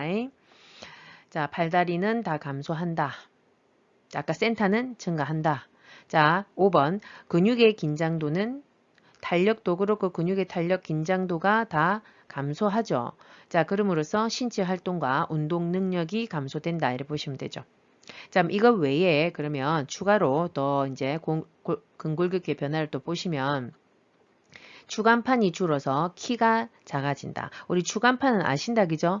자, 뼈와 뼈 사이, 우리 척추뼈와 뼈 사이, 마디마디에 그 사이에 추간판이라고 하는 거, 우리 일명 디스크라고 하죠. 그 디스크가 탱탱탱하게 이렇게 유지가 돼야 되는데, 자, 그게 이제 자꾸 눌려지고 이제 튀어나오다 보니까 탈출이 되다 보니까 자, 줄어들고 그러면서 키가 작아진다. 자, 그 다음에 어깨가 좁고 골반은 커집니다. 자, 어깨는 좁아지고 골반은 커진다. 왜? 척추뼈가 또 약간 내려앉거든요. 골다공증이 오고 이리 하다 보면 약간 밑으로 약간 주저앉으면서 골반은 커진다. 이렇게 보시면 돼요. 자, 그 다음에 관절면에 관절과 관절이 이제 맞닿은 부분 있죠. 그쪽에 이제 연골이 잘 이제 형성이 돼 있어야 되는데 평생 쓰다 보니까 마모가 되고 그게 염증이 생기고 통증이 심하고 결국 기형까지 울퉁불퉁 튀어나오고 굽어지고 하죠. 자, 이런 것들이 우리가 그 유명한 퇴행성 관절염이다. 그죠? 이런 증상이. 자, 이런 것까지 정리해 두십시오. 문제 22번. 다음과 같은 특성이 있을 때 의심할 수 있는 질환은 첫째, 수포가 피부, 감각, 신경, 말단을 따라 띠 모양으로 나타남. 둘째, 타는 듯한 느낌의 통증이 동반됨. 보기 1. 건선 2. 자반증 3. 대상포진 4. 피부 건조증 5. 말초신경병. 정답은 네, 3번 대상포진이 정답입니다. 자, 22번 문제는 자, 질환 파트에서 피부계 부분에서 지금 언급이 됩니다. 자, 그 중에서도 대상포진에 대한 문제가 나왔습니다. 자, 그래서 이 증상들, 자, 수포가 특징이다, 그죠? 근데 수포가 띠 모양, 라인을 따라 형성되는 거죠. 막 흩어져서 분포되는 게 아니라 띠 모양. 왜? 신경을 따라 발현되기 때문에 띠 모양이다. 보시면 되죠. 그래서 우리 보통 몸통 쪽으로 그죠 많이 오죠. 옆구리라든지 뭐 이렇게 허리 쪽 뭐 이쪽 라인으로 오는데 뭐 팔다리에도 올 수도 있고 하죠. 자, 그 다음에 두 번째가 타는 듯한 이게 우리가 보통 자결감이라고 얘기를 하죠. 자결감, 탄다. 자, 그 다음에 통증이 이제 심하다는 게 특징이죠. 왜냐하면 신경을 따라 나타나는 것이기 때문에 통증이죠. 보통 피부계 질환은 통증이 나타나는 건 아니잖아요. 그죠? 근데 요 대상포진의 특징은 이제 통증이다. 이걸 이제 보시면 되죠. 자, 그래서 답은 3번이고 또 가려움증도 있고 뭐 하지만 자, 그래서 대상포진의 치료를 보면요. 자, 이 통증이 무서운 건데 자, 그래서 이 통증이 무서운 게 그때 발현됐을 때 좀 급성일 때만 통증이 있는 것이 아니라 결국 이제 그 치료를 항바이러스 약을 쓰고 치료를 한 이후에도 오랫동안 아까 요 밑에 보면은 뭐 1년 이상 뭐 몇 년간 이렇게 지속되는 경우가 있습니다. 요 통증이 신경통이. 자, 그래서 이게 제일 참 무서운 거죠. 또 어떻게 보면. 자, 그래서 이 신경통, 후유증을 최대한 줄이기 위해서는 최대한 빨리 항바이러스제를 빨리 쓰는 게 치료가 들어가야 되는 게 이게 원칙입니다. 그래서 보통 72시간 이내에 요 항바이러스제를 투여하는 것이 가장 후유증을 줄이는 방법이다 보시면 됩니다. 자, 그래서 치료는 항바이러스제, 그리고 소염 진통제, 그 다음에 냉찜질, 또는 뭐 칼라민 로션 이런 것까지 그죠 바를 수 있죠. 가려움증도 또 좀 심하기 때문에. 자, 그래서 가렵다 보니까 막 긁을 수 있는데 그래도 그 병소를 그 나와 있는 그 발진이 되어 있는 부위가 퍼지지 않고 그 다음에 감염을 차단시키기 위해서는 긁지 않는다가 맞습니다. 자, 그러니까 대상포진은 전염성이 아예 없는 질환이 아닙니다. 전염될 수 있기 때문에 감염 차단을 위해서는 긁지 않는 것이 맞고 그 다음에 충분한 휴식과 안정. 우리가 이제 대상포진이 걸릴 때는 보통 면역력이 극도로 떨어져 있고 극도로 많이 피곤했을 때 이렇게 잠복되어 있다가 우리가 수두 대상포진 바이러스죠, 그죠? 그게 이제 우리 몸에 있다가 피부가 그 신경절에 여기 탁그 꼭꼭 낀 게 있다가 그죠? 잠복되어 있다가 이제 내 몸이 극도로免疫力이 떨어져 있을 때 이제 그게 또 증상이 발현되기 때문에 충분한 휴식과 안정, 평소 스트레스 많이 받지 않고 이런 게 중요하죠. 자, 그리고 아까도 말씀드렸지만 1년 이상 또 매년에 걸치는 이 신경통이 또 심하신 분들은 아주 심합니다. 마약 진통제까지 써야 되는 경우도 있고요. 신경 차단술을 해야 되는 경우도 있습니다. 그래서 그게 무섭기 때문에 미리 보통免疫力좀 가장 떨어지는 50대 이후에는 백신을 그냥 맞아주는 게 낫다 이렇게 보시면 되고 또 주의하실 것은 백신을 맞는다고 해서 아예 나는 이제 대상포진 안 걸린다 이런 것은 절대 있을 수 없는 일입니다. 단 걸리더라도 좀 이제 약하게 올 수 있는 거죠. 자, 그래서 미리 백신을 맞아두는 게 더 좀 안전하다 보시면 되겠죠. 자, 그럼 우리 교재에 나와 있는 또 피부 건조증이 피부계에 또 언급이 되어 있습니다. 자, 피부 건조증도 우리 시험에 많이 나오는 부분인데 자, 그럼 피부 건조증의 치료는 간단하게 그냥 보겠습니다. 자, 건조하지 않게 해야 되니까 우리 실내 온도, 습도를 잘 유지해야 되죠. 자, 습도는 40에서 60% 유지한다 이런 거 되어 있죠. 자, 그 다음에 수분 섭취 뭐 기본입니다. 충분한 수분 섭취. 그 다음에 자주 샤워한다든지 때미는 것은 X 금지한다 이렇게 보시면 되죠. 왜 우리 그 피부 제일 거층을 그 싸고 있는 것은 우리 그 각질층이죠. 그 표피 중에서도 제일 거층이 각질이니까 제일 각질이 제일 우리 피부의 겉에 있다 바깥쪽에 있다 보시면 되죠. 근데 그게 우리 피부에 있는 우리 세포 내에 피부 내에 있는 수분을 이렇게 막아주는 코팅해주는 역할을 하는데 이제 그걸 빡빡 뺏겨서 다 없애버리면 우리 체내에 있는 세포 내에 있는 수분이 다 증발되는 것을 막아주지 못하기 때문에 더더욱 더 건조증은 심해집니다. 자, 그래서 미는 건 안 되고 그래서 이제 우리가 목욕할 때도 순한 피부라든지 또는 뜨거운 물 말고 따뜻한 물. 왜 뜨거운 물에 오랫동안 장시간에 있다 보면은 땀으로 너무 배설이 되다 보니까 탈수가 오고 건조증이 더 심해집니다. 자, 그 다음에 목욕 후에 두드려서 말고 빡빡 닦지 말고 도도도도 적당히 약간만 닦아주고 그 다음에 다 마르기 전에 보습제를 발라줘야 저 촉촉함이 더 유지된다 이렇게 보시면 되죠. 자, 이런 것까지 좀 다 정리해 두십시오. 문제 23번. 전립선 비대증의 증상에 해당하는 것은 보기 1. 소변 줄기가 굵어진다. 2. 배뇨 횟수가 감소한다. 3. 배뇨 후 잔뇨감이 없다. 4. 힘을 줘야 소변이 나온다. 5. 소변이 마려운 느낌이 없다. 정답은 네, 4번. 힘을 주어야 소변이 나온다가 정답입니다. 자, 23번, 3번 전립선 비대는 우리 질환 파트 중에서도 비뇨기계에 해당이 됩니다. 자, 그 중에서도 전립선 비대 증상에 대해서 지금 키워드입니다. 자, 그래서 답은 4번인데, 자, 힘을 줘야 나오죠. 그 전립선이 이제 막혀가지고 방광 아래에 그 요도를 누르고 전립선이 이제 비대가 되다 보니까 호르몬의 밸런스가 이제 깨지면서 전립선이 더 커진다고 했다. 그죠? 자, 그래서 그 요도, 방광에서 소변이 빠져나오는 그쪽 양가 쪽에서 이제 전립선이 이렇게 누르다 보니까 소변이 힘을 줘야지 이제 나오는 거죠. 자, 그래서 이게 계속 쭉 이렇게 나오지 않는, 자, 바로 나오지 않습니다. 힘을 줘야 나오다 보니까 이걸 우리가 중단뇨라고도 이렇게 표현을 합니다. 중단뇨. 자, 그 다음에 1번. 소변 줄기가 굵어진다. 자, 굵어질 수가 없다. 그죠? 그래서 요도가 좁아져서 자 아까 힘을 주어야 뭐 나오기도 하지만 그래서 가늘어집니다. 줄기 자체도 소변 줄기도 가늘어진다. 자, 그 다음에 굵어지는 게 틀렸고 그 다음에 2번 배뇨 횟수가 감소된다.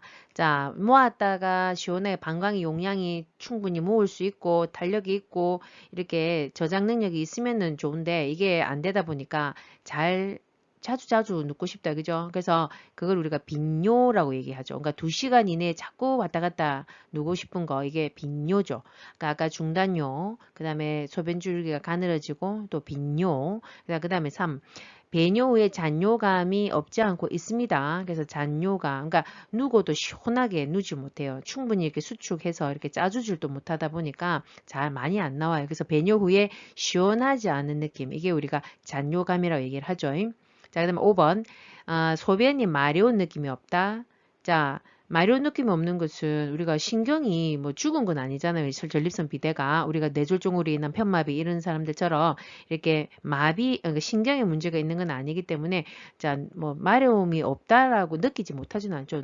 마려움이 느껴지니까 자꾸 왔다 갔다 하는 거죠. 단, 자, 마려울 때 참기가 오히려 어렵죠. 마려울 때. 자, 그걸 우리가 긴박요라고 합니다. 이게 조임근으로 이렇게 쪼아주고 하는 그런 부분이 탄력이 있어야 되는데, 그게 잘 안 되다 보면, 이게 또 조금 누구 싶을 때는 또 조금 나오는데도 불구하고 그걸 또 참기는 어려워요. 그래서 그걸 우리가 긴박요 또는 절박요라고 얘기를 하거든요. 자, 그래서 전립선 비대증의 증상은 요요요요요라고 보시면 돼요. 자, 빈요, 잔요, 중단요, 긴박요 이렇게 뇨뇨뇨뇨뇨 이런 것들을 우리가 좀 생각해 두시면 됩니다. 자, 추가적으로 또 하나 더 아셔야 되는 것은 밤에 우리가 또 소변이 좀 농축이 좀 돼가지고 좀 잘 안 나오게 왔다 갔다 안 돼야 되는데 그런 능력이 또 떨어지다 보니까 밤에 자주 또 야뇨 왔다 갔다 하는 야뇨 뇨뇨뇨뇨 빈뇨, 잔뇨, 중단뇨, 긴박뇨, 야뇨까지 이 뇨뇨뇨뇨뇨 이거 좀 기억하십시오. 문제 24번. 노화로 나타날 수 있는 내분비계 변화는 보기 1. 공복 혈당이 감소한다. 2. 인슐린에 대한 민감성이 감소한다. 3. 기초 대사율이 증가한다. 4. 포도당 대사 능력이 증가한다. 5. 갑상샘 호르몬 분비가 증가한다. 정답은 네, 2번. 인슐린에 대한 민감성이 감소한다가 정답입니다. 자, 24번 문제는 그 키워드에 내분비계 변화가 나온 것처럼 자, 우리가 질환 파트 중에서도 내분비계에 대한 내용이고 어떤 질환이 나온 것은 아니고 전반적인 노화에 있다는 변화를 좀 물어보는 것입니다. 그래서 답은 2번이죠. 이런 부분은 또 우리가 좀 정리 다 해두셔야 된다 했습니다. 노화로 인한 변화는. 자, 인슐린에 대한 민감성. 아무리 췌장에서 인슐린이 분비가 된다 하더라도 우리 몸에, 우리 각 세포에 인슐린에 대한 민감성이 감소되면 인슐린이 제대로 기능을 못하는 것이죠. 그죠? 그래서 우리가 보통 요즘 인슐린 감수성, 인슐린 저항성 이런 얘기 들어보셨다. 그죠? 그래서 어쨌든 인슐린이 나이가 들면 어쨌든 감소된답니다. 그래서 췌장에서의 인슐린 분비도 줄어들지만 감소되는 데다가 거기다가 인슐린이 나온다 하더라도 그거에 대한 민감성이 감소되다 보니 결국은 혈당을 우리 세포 혈액의 혈중에서 세포로 우리가 들어가는 그 기능이 제대로 안 되고 자, 그 다음에 그 포도당, 나이가 들면서 포도당의 대사 능력 또한도 결국 감소된다 이 말이다. 그죠? 자, 그래서 혈중에 있는 당이 그 세포 안으로 들어가서 그 세포에서 그 혈당을 에너지원으로 활용하는 그런 모든 포도당의 대사 능력 또한도 감소되어서 자, 이래저래 자, 혈당이 올라가게 돼 있다. 이렇게 보시면 되죠. 그래서 나이가 드시면 젊을 때보다도 공복시 혈당이라든지 우리가 전반적인 혈당이 조금 올라가게 돼 있습니다. 우리 혈압이 좀 오르듯이 좀 올라간다. 이렇게 보시면 되죠. 혈당도 좀 올라간다. 자, 1번 보시면 공복 그래서 혈당이 이런 여러 가지 아까 2번에서 언급했듯이 내용처럼 공복시 혈당은 감소되지 않고 주로 증가한다, 상승한다 이렇게 보시면 됩니다. 자, 3번 기초 대사율이 나이가 들면서 그죠 줄어들죠. 그래서 입맛도 없고 밥맛도 물맛도 아무 맛이 없습니다. 자, 왜냐면 근육량이 줄어들다 보니까 우리가 기초 대사율이 떨어집니다. 그리고 잘 움직이지도 않고 그래서 여러 가지 원인에 의해서 기초 대사율은 감소되어 좀 전반적으로 기능들이 떨어지죠. 우리 신체의 능력들이. 자, 4. 포도당 대사 아까 능력이 유지된다 했습니까? 감소된다 했다. 그죠? 감소. 자, 그래서 감소. 그래서 혈당은 올라간다. 이렇게 보시면 되고. 그 다음에 5번. 갑상샘 호르몬 분비가 자, 증가될 일은 없고, 자, 감소된다고 했습니다. 자, 그래서 갑상선의 크기도 감소되고, 호르몬의 분비도 감소되고, 다 감소된다. 이렇게 보시면 되죠. 그래서 쉽게 피로하고, 그죠? 막 추위도 많이 타고, 그 다음에 뭐 우울증도 오기도 하고, 수면장애도 오기도 하고, 막 이렇죠. 그죠? 그리고 뭐 피멍도 중간중간 막 들고 쉰 목소리도 나고 이런 것들이 갑상선 호르몬에도 영향을 미치면 호르몬이 감소되면 나타날 수 있는 증상들이거든요. 자, 그렇다 보시면 되고. 자, 추가로 그럼 내분비계에서 또 우리 대표적인 호르몬 있죠. 여성에서는 그 여성 호르몬 에스트로겐의 분비가 감소된다. 그래서 다양한 증상들이 좀 나타난다 보시면 됩니다. 다 정리해 두십시오. 문제 25번. 초기 단계의 경증 치매에서 나타나는 특징적인 증상은 보기 1. 환각 2. 대소변 실금 3. 단기 기억력 저하 4. 신체 활동 제한 5. 의사소통 불가능. 정답은 네, 3번 단기 기억력의 저하가 정답입니다. 자, 25번은 우리 문제에 나왔듯이 치매다, 그죠? 치매는 우리가 질환 중에서도 신경계의 질환에 해당이 됩니다. 자, 그 중에서도 25번 키워드 경증 치매증 증상을 물어보는 것입니다. 그죠? 자, 우리 페이지 190쪽 이렇게 가보시면요. 초기, 중기, 말기 해서 치매를 구분했고 거기에 대한 각각의 특성과 그다음에 증상들이 쭉 뭐 언급이 되어 있습니다. 그래서 기본적인 건 조금 알아두시고 정리하셔야 되는데 자, 그 중에서 여기서는 초기 경증 치매를 좀 물어보는 것이고 자, 우리가 기억력은 치매 초기부터 옛날에 과거의 먼 기억은 그래도 남아있다 했잖아요. 무슨 기억부터? 최근 기억, 단기 기억이 저하가 온다. 이렇게 보시면 되죠. 이게 먼저 온다. 근데 이제 중기가 되면, 자, 이제 중기에는 이제 최근 기억, 단기 기억뿐만 아니라 더하기, 자, 옛날 과거에 장기 기억도 이제 부분적으로 이제 소실되기, 상실되기 시작한다. 이렇게 보시면 됩니다. 자, 중기부터서는. 자, 그러면 뭐 1번 같은 경우에 환각은 뭡니까? 그리고 환청. 들리고 그다음에 환시 보이고 그다음에 환후도 있죠. 이렇게 냄새 같은 것도 안 나는 게만 나고 막 이런 환각적인 거.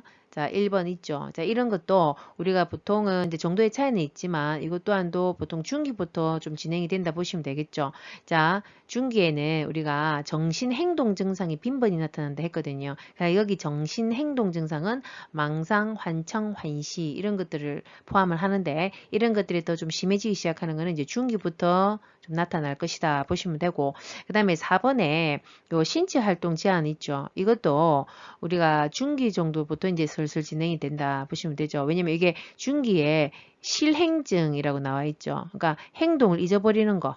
그러니까 제대로 어떤 행동을 못해. 내 몸을 씻고 닦고 하는 거, 옷 입고 하는 거 이런 것부터 그리고 외출하는 거 이런 것도 혼자 독립적으로 하지 못하고 결국은 도움이 있어야지만 가능하다 이렇게 보시면 되죠. 자, 그랬다 보니까 신체 활동에 좀 제한이 나타나기 시작하는 건 이제 중기부터다고 우리가 생각해 볼 수 있고 그 다음에 2번이랑 요 5번 같은 경우에 자, 대소변을 막 대변을 싸고 소변을 싸고 그 다음에 뭐 의사소통이 아예 불가능하고 이런 경우에는 거의 이제 말기 쪽이다 보시면 되겠다. 그죠? 말기. 자, 말기에. 그래서 이제 이번에 대소변의 말기에는 대변을 누고 나서 그걸 막 만지작거리고 막 쪼물딱거리고 그걸 또 혹시나 입에 가져가기도 하고 막 이런 증상이 나타나고 자, 그 다음에 뭐 의사소통적으로는 그 말기에 무언증, 아예 말 한마디 못하고 또는 앵무새 같이 뭐 이 정도 따라하는 정도의 증상들이 있다고 했죠. 자, 이런 것들 좀 정리를 해 두시면 됩니다. 문제 26번. 파킨슨병에 관한 설명으로 옳은 것은 보기 1. 뇌혈관이 좁아져서 발생한다. 2. 고혈압이 주된 발병 원인이다. 3. 도파민이 과잉 분비되어 발생한다. 4. 안정시 떨림과 근육 경직이 나타난다. 5. 손상된 쪽 뇌의 반대쪽 신체에 영향을 미친다. 정답은 네, 4번. 안정시 떨림과 근육경직이 나타난다가 정답입니다. 자, 26번도 우리 신경계의 질환 중에 하나죠. 파킨슨병이 언급이 되었고, 자, 이 파킨슨병에 대한 설명을 좀 물어보는 것인데, 자, 4번이 맞고 대표적인 증상이다, 이죠, 이게. 자, 그럼 1번, 그 다음에 요 2번, 저 5번 보이소. 자, 뇌혈관이 좁아지는 거. 이건 우리가 뇌경색이다. 그죠? 그 다음에 고혈압의 주된 원인이다. 그 다음에 손상된 쪽에 뇌의 반대쪽 편에 주로 뭐 신체 영양과 편마비가 나타난다. 이건 주로 뭐에 대한 내용입니까? 자, 우리 뇌졸중과 관련된 좀 설명이다. 우리가 생각해 볼 수 있다. 그죠? 자, 근데 3번 보시면 도파민, 우리 파킨슨 하면 도파민 딱 떠올려야 되잖아요. 그죠? 그래서 도파민이 오히려 과잉이 아니라 분비가 부족해서 결핍이 되어서 나타나는 것이 파킨슨병이다라고 했잖아요. 그죠? 자, 그래서 정답은 이제 4번이고 1, 2, 5번은 뇌졸중에 대한 설명이다 보시면 되죠. 자, 그러면 이 4번의 특징인 안정시 떨림과 근육 경직, 강직 이것뿐만 아니라 자, 추가적으로 파킨슨병의 또 증상을 보시면 무표정하고요. 느립니다. 동작이. 왜냐면 뻣뻣하고 떨리고 이러다 보니까 느려질 수밖에 없고요. 자, 상체가 앞으로 이렇게 꼬그라진 느낌이죠. 굽은 자세가 됩니다. 서서히. 그래서 더 자주 또 넘어지고 막 그럽니다. 자, 그 다음에 자세의 반사라든지 균형 감각의 소실로 잘 낙상이 너무 잘 일어납니다. 그래서 골절로 돌아가시게 되고 이렇게 잘 되죠. 그 다음에 통증이 참 심합니다.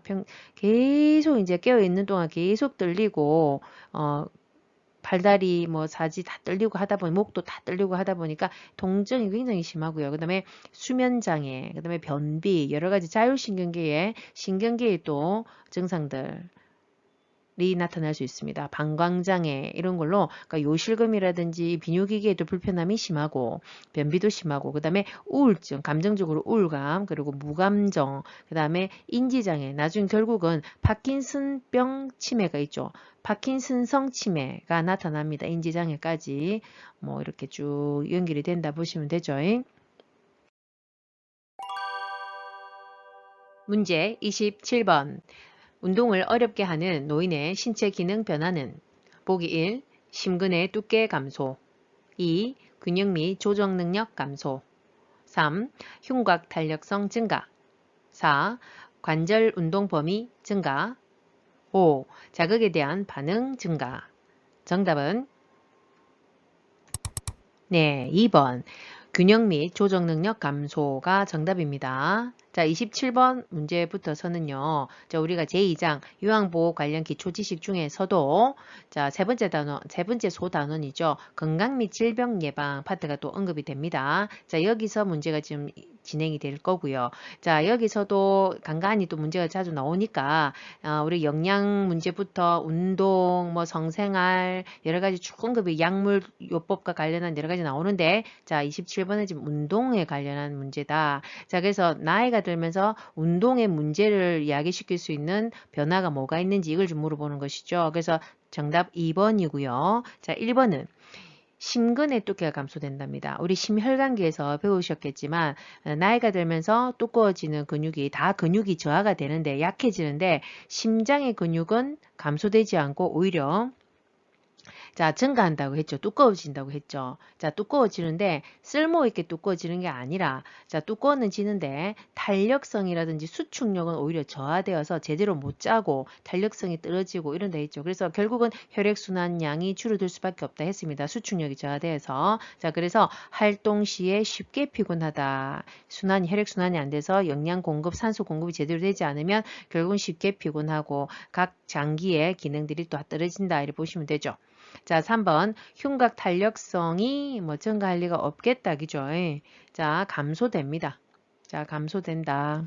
흉곽, 우리 흉곽 있죠. 흉부의 흉곽. 자, 그래서 배 조직의 탄력성도 감소되고 흉곽의 어떤 경직도 오고 이러다 보니까 폐 활량이 감소되어서 충분히 가스 교환이 안 된다 이 말이죠. 산소, 이산탄소가. 그래서 운동 시에 숨이 좀 더 차다 이렇게 보시면 되죠. 같은 계단을 오르더라도 젊을 때는 충분히 올라가는데 나이 드셔서는 숨이 차가지고 같은 계단이라도 숨이 차고 올라가기 힘들죠. 4번 관절 운동 범위가 자, 증가되지 않습니다. 아까도 언급됐었죠. 그죠? 관절이 뻣뻣하고 범위가 줄어들어 움직임에 제한이 있다. 보시죠. 그 다음에 5번 자극에 대한 반응이 증가되지 않죠. 오히려 감소됩니다. 그래서 거기다가 균형이라든지 조정 능력도 감소된다. 자, 이래저래 그래서 뭐 낙상이 잘 오기도 하겠다. 그죠? 자, 이런 전반적인 내용을 정리하십시오. 문제 28번 대상자의 영양관리 방법으로 옳은 것은 보기 1. 고염 시기로 심장병을 예방한다. 2. 저잔여 시기로 변비를 예방한다. 3. 채소 섭취로 산화작용을 돕는다. 4. 비타민 D 섭취로 칼슘 흡수를 돕는다. 5. 동물성 지방 섭취로 혈관 탄력성을 높인다. 정답은 네, 4번.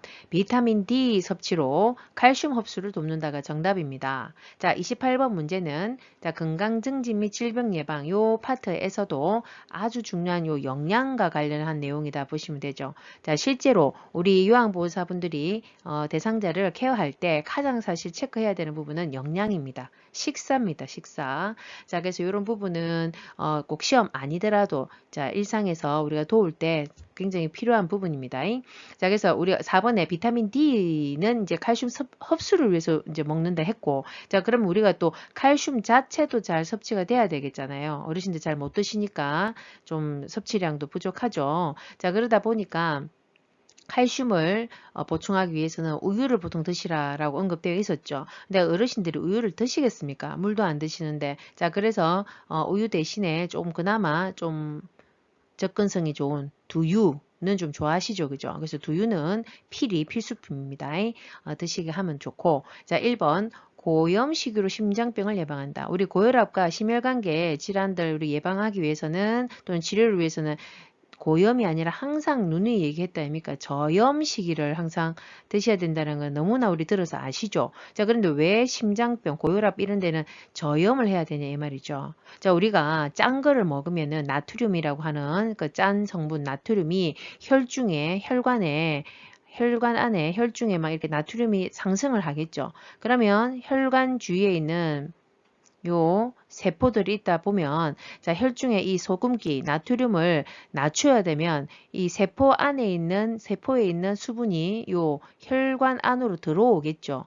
자, 그러면 우리 혈관 내의 수분량이 혈액량이 올라가겠죠. 증가가 됩니다. 그러면 이게 결국은 심장으로 올라오겠죠. 결국 혈액순환은 무조건 돼야 되니까. 그럼 심장에 부담이 막 가죠. 그럼 그것도 심장이 또 그 돌아온 혈액량을 또 쪄야 되니까 결국은 혈압은 또 올라가게 되어 있습니다. 자, 그래서 심장은 우리가 삼투압 현상에 의해서 그 세포 내의 수분이 혈관으로 확 쏠리기 때문에 삼투압 현상. 그래서 고혈압에는 좋지 않다. 부담을 준다. 이렇게 보시면 되죠. 그래서 저염식을 해야 되는 게 맞습니다.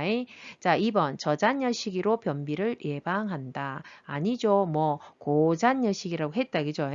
자, 고섬유 시기. 자, 그리고 무조건 이게 너무 중요합니다. 자, 그 다음에 3번 채소 섭취로 산화작용을 돕는다가 아니죠. 오히려 산화작용을 막아야 되죠. 항산화작용을 하기 위해서는 항산화 음식을 섭취한다. 그래서 거기에 해당되는 게 뭐 해조류, 버섯, 채소, 과일 이런 것들을 꾸준히 드셔야 됩니다. 5번 동물성 지방 섭취로 혈관 탄력성을 줄이는 게 아니라 뭐 식물성 지방으로 자 혈관 탄력성. 그러니까 동물성을 계속 지름기를 계속 많이 먹으면 우리가 그 동맥경화증 이런 것들이 오고 그죠. 그래서 굳어지고 딱딱해지는 그리고 막히는 이런 증상이 나타나니까 조심하셔야 되겠죠. 정리하십시오. 문제 29번. 약물 복용 방법으로 옳은 것은 보기 1.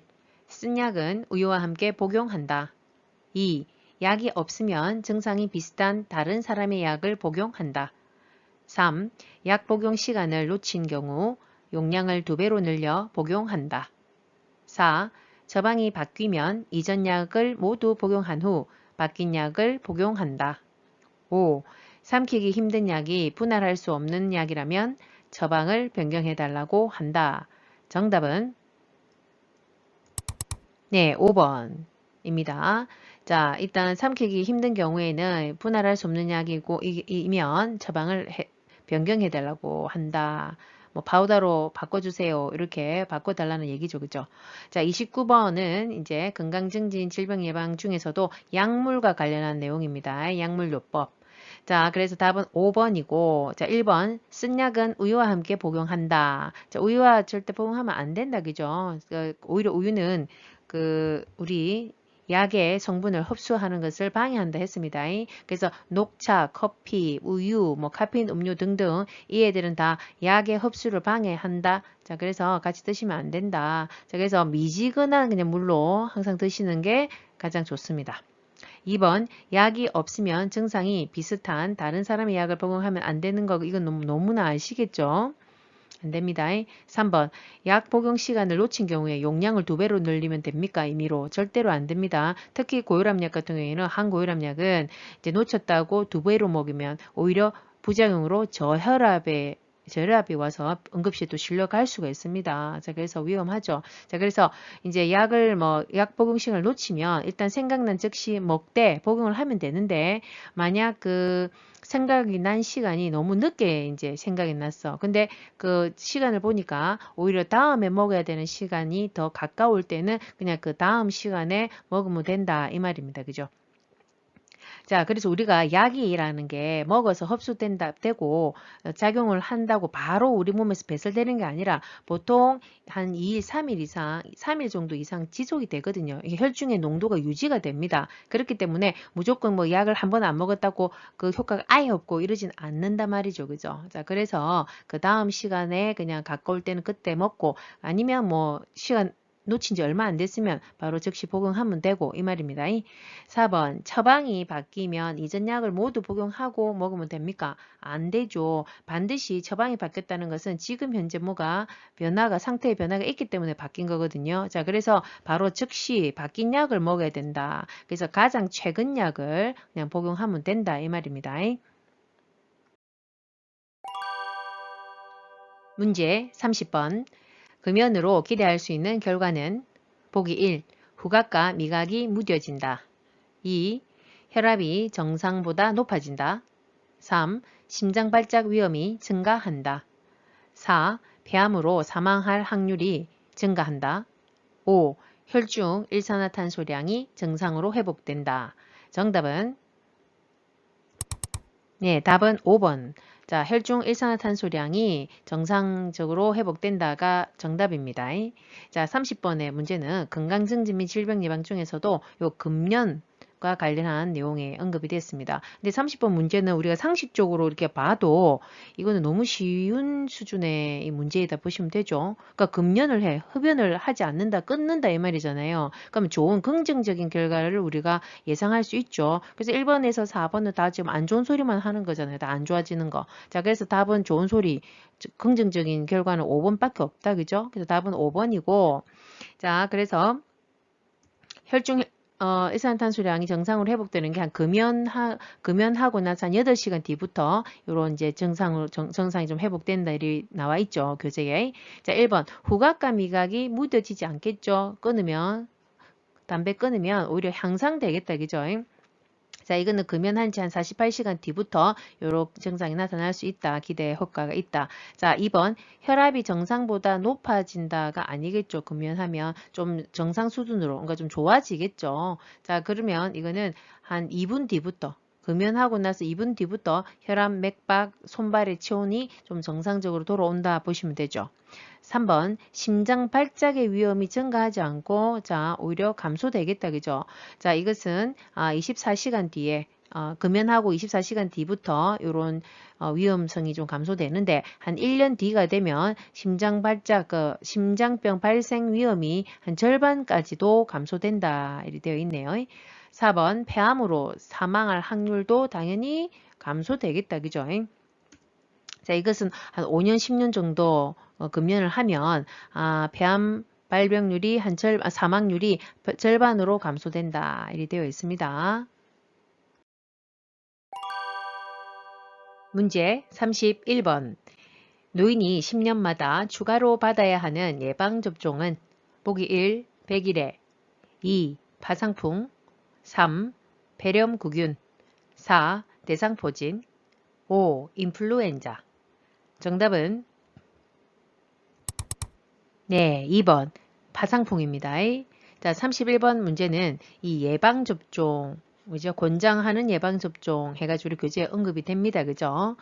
자, 그래서 이 예방접종은 꼭 필히 나오는 기본 문제 중에 하나니까 꼭 정리해 두셔야 됩니다. 자, 파상풍 여기 잘 또 나오는 시험에 또 유독 많이 나오죠. 자, 그래서 내용을 살펴보면 우리 교재에 나와 있는 것을 자, 대상전염병 해가지고 파상풍 디프테리아 백일에 요 애들은요. 자, 우리가 65세 이상과 또 50세에서 64세까지 좀 이렇게 이 나이대를 구분을 해놨긴 했는데 자, 이 첫 번째 요 전염병들은 자, 1차 접종 기본 접종일 때는 요 세 개가 세트로 예방 접종을 하고 이후에는 10년마다 요 파상풍과 디프테리아를 추가 접종해라라고 되어 있습니다. 요 부분도 잘 나오니까 꼭 기억하시고요. 그다음에 두 번째 인플루엔자는 우리가 기본적으로 아시죠? 자, 독감 예방 접종이죠. 자, 얘는 매년마다 1회 우리가 접종한다 이렇게 보시면 되죠. 뭐 나이에 상관없이. 그 다음에 폐렴구균, 폐렴을 잘 일으키는 동글동글하게 생긴 균, 폐렴구균이라고 했습니다. 자, 이 폐렴구균은 자, 나이를 조금 이렇게 나눠놨는데 우리나라에서는 지금 현재 만 65세 이상의 노인들을 대상으로는 무료로 1회 접종을 해드립니다. 자, 그래서 우리 대상자들은 우리 접종 여부를 판단을 해서 만약에 미접종했다면 모시고 가서 맞을 수 있도록 해야 되고 그 다음에 50에서 64세 인 경우에는 아직 조금 뭐 65세 이상보다는 면역력이 있을 수는 있으나 위험군에 대해서 어떤 면역력이 극도로 떨어져 있는 뭐 기저질환이 있는 뭐 또 항암 치료를 한다든지 등등 이런 위험군에 대해서는 1회에서 2회 정도 접종을 할 필요는 있다 이리 보는 거죠. 자, 그 다음에 대상포진도 우리 아까도 시험에 나왔지만 그죠? 언급이 됐지만 대상포진도 면역력이 떨어져 있는 경우에는 50 이후에는 미리 그냥 맞는 게 좋다고 했다. 그죠? 자, 그래서 뭐 나이에 상관없이 자, 미리 50대 또 1회 뭐 맞을 수도 있는 거고 아니면 못해도 65세 이상에서는 1회 정도 예방접종 하는 것이 더 안전하다 이렇게 보시면 됩니다. 요 전체 정리를 해 두십시오. 문제 32번 요양보호사의 업무보고 방법으로 옳은 것은 보기 1. 요양보호사의 가치관에 따라 보고한다. 2. 서비스 과정과 결과를 정확히 보고한다. 3. 보고 내용이 복잡할 때 구두로 보고한다. 4. 상황이 급할 때 원인부터 순차적으로 보고한다. 5. 예기치 않은 사고 발생 시 서면으로 먼저 보고한다. 정답은 네, 2번 서비스 과정과 결과를 정확히 보고한다가 정답이죠. 자, 32번 문제부터는 이제 단원이 또 전환이 됐습니다. 자, 유황보 강론에서 기록과 업무 보고가 있죠. 자, 그 단원에서 지금 진행이 되는 거고, 자, 이 단원은 항상 평균 2개가 출제가 되니까 기억하시면 됩니다. 자, 그 중에서 32번 핵심 키워드는 업무 보고 방법 물어보는데, 자, 보고의 유형이라든지 뭐 방법 이런 것도 간간히 나오는 부분이기 때문에 정리하셔야 됩니다. 그래서 답은 2번이고요. 그 다음에 1번 요양보호사의 가치관에 따라 보고한다가 아니겠죠. 사실을 정확하게 객관적으로 해야 되겠죠. 자, 그래서 사실을 정확히 사실을 본인 의견 말고 그 다음에 객관적으로 보고해야 되겠고 3번 보고 내용이 복잡할 때는 자, 복잡하다 할 때는 구두로 보고하면 되겠습니까? 아니겠죠. 자, 서면 보고가 이루어져야 됩니다. 그 다음에 4. 상황이 급할 때 원인부터 순차적으로 보고한다. 자, 상황이 급할 때는 순차적으로 보고하고 있을 시간 없죠. 그죠? 우선순위부터 빨리 해결이 돼야 되니까. 그래서 결론부터 빨리 보고하는 게 맞고, 급할 때는. 그 다음 경과, 상태, 원인을 순차적으로 보고하면 된다. 이 말입니다. 자, 5번. 예기치 않은 사고 발생 시에는 서면으로 먼저 보고하면 되겠습니까? 그러면 시간 걸리게요. 그죠?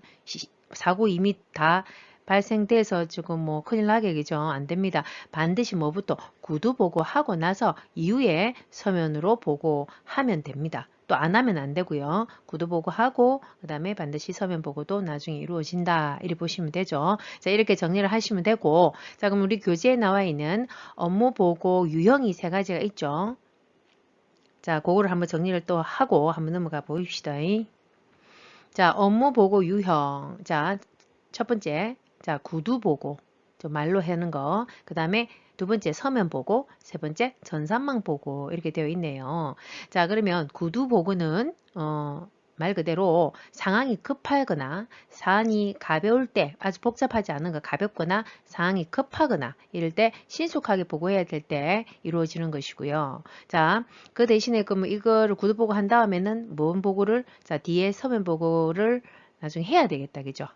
자, 그 다음에 구두보호 같은 경우에는 근데 단점이 정확한 기록을 좀 남길 수 없다가 단점일 수 있습니다. 구두보고를 하고 나서 나중에 그 어떤 사실을 좀 왜곡이 될 수도 있는 거고 기억력이 조금 안 날 수도 있고 그렇기 때문에 어쨌든 그런 기록이 남길 수가 없다라는 정확한 기록을 남길 수 없다는 게 좀 단점일 수는 있으나 어쨌든 이러한 상황일 때는 급할 때는 신속하게 구두보고 해라 이 말이고 그 다음에 서면 보고는 보고 내용이 복잡하거나 정확히 보고할 필요가 있을 때 그리고 자료에 보존을 해야 되는 어떤 필요성이 있을 때는 반드시 서면 보고를 해야 되고 단점은 신속하게 보고가 어렵습니다. 그러니까 이 구두와 서면의 단점이 서로 바뀌죠.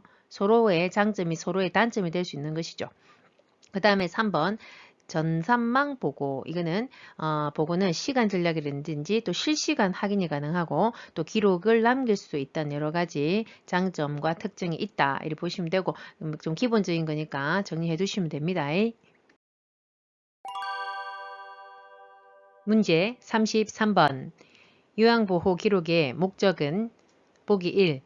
장기요양 서비스의 비용 절감 2. 요양보호사의 업무 부담 완화 3. 요양보호 업무의 원활한 연계 4. 문제 발생 시 법적 책임 회피 5. 장기요양 서비스 제공 시간 단축 정답은 네, 3번 요양보호 업무의 원활한 연계가 목적입니다. 자, 33번 문제도 자, 기록의 목적이 지금 핵심 키워드인데요. 우리 교재에 쭉 언급이 되어 있습니다.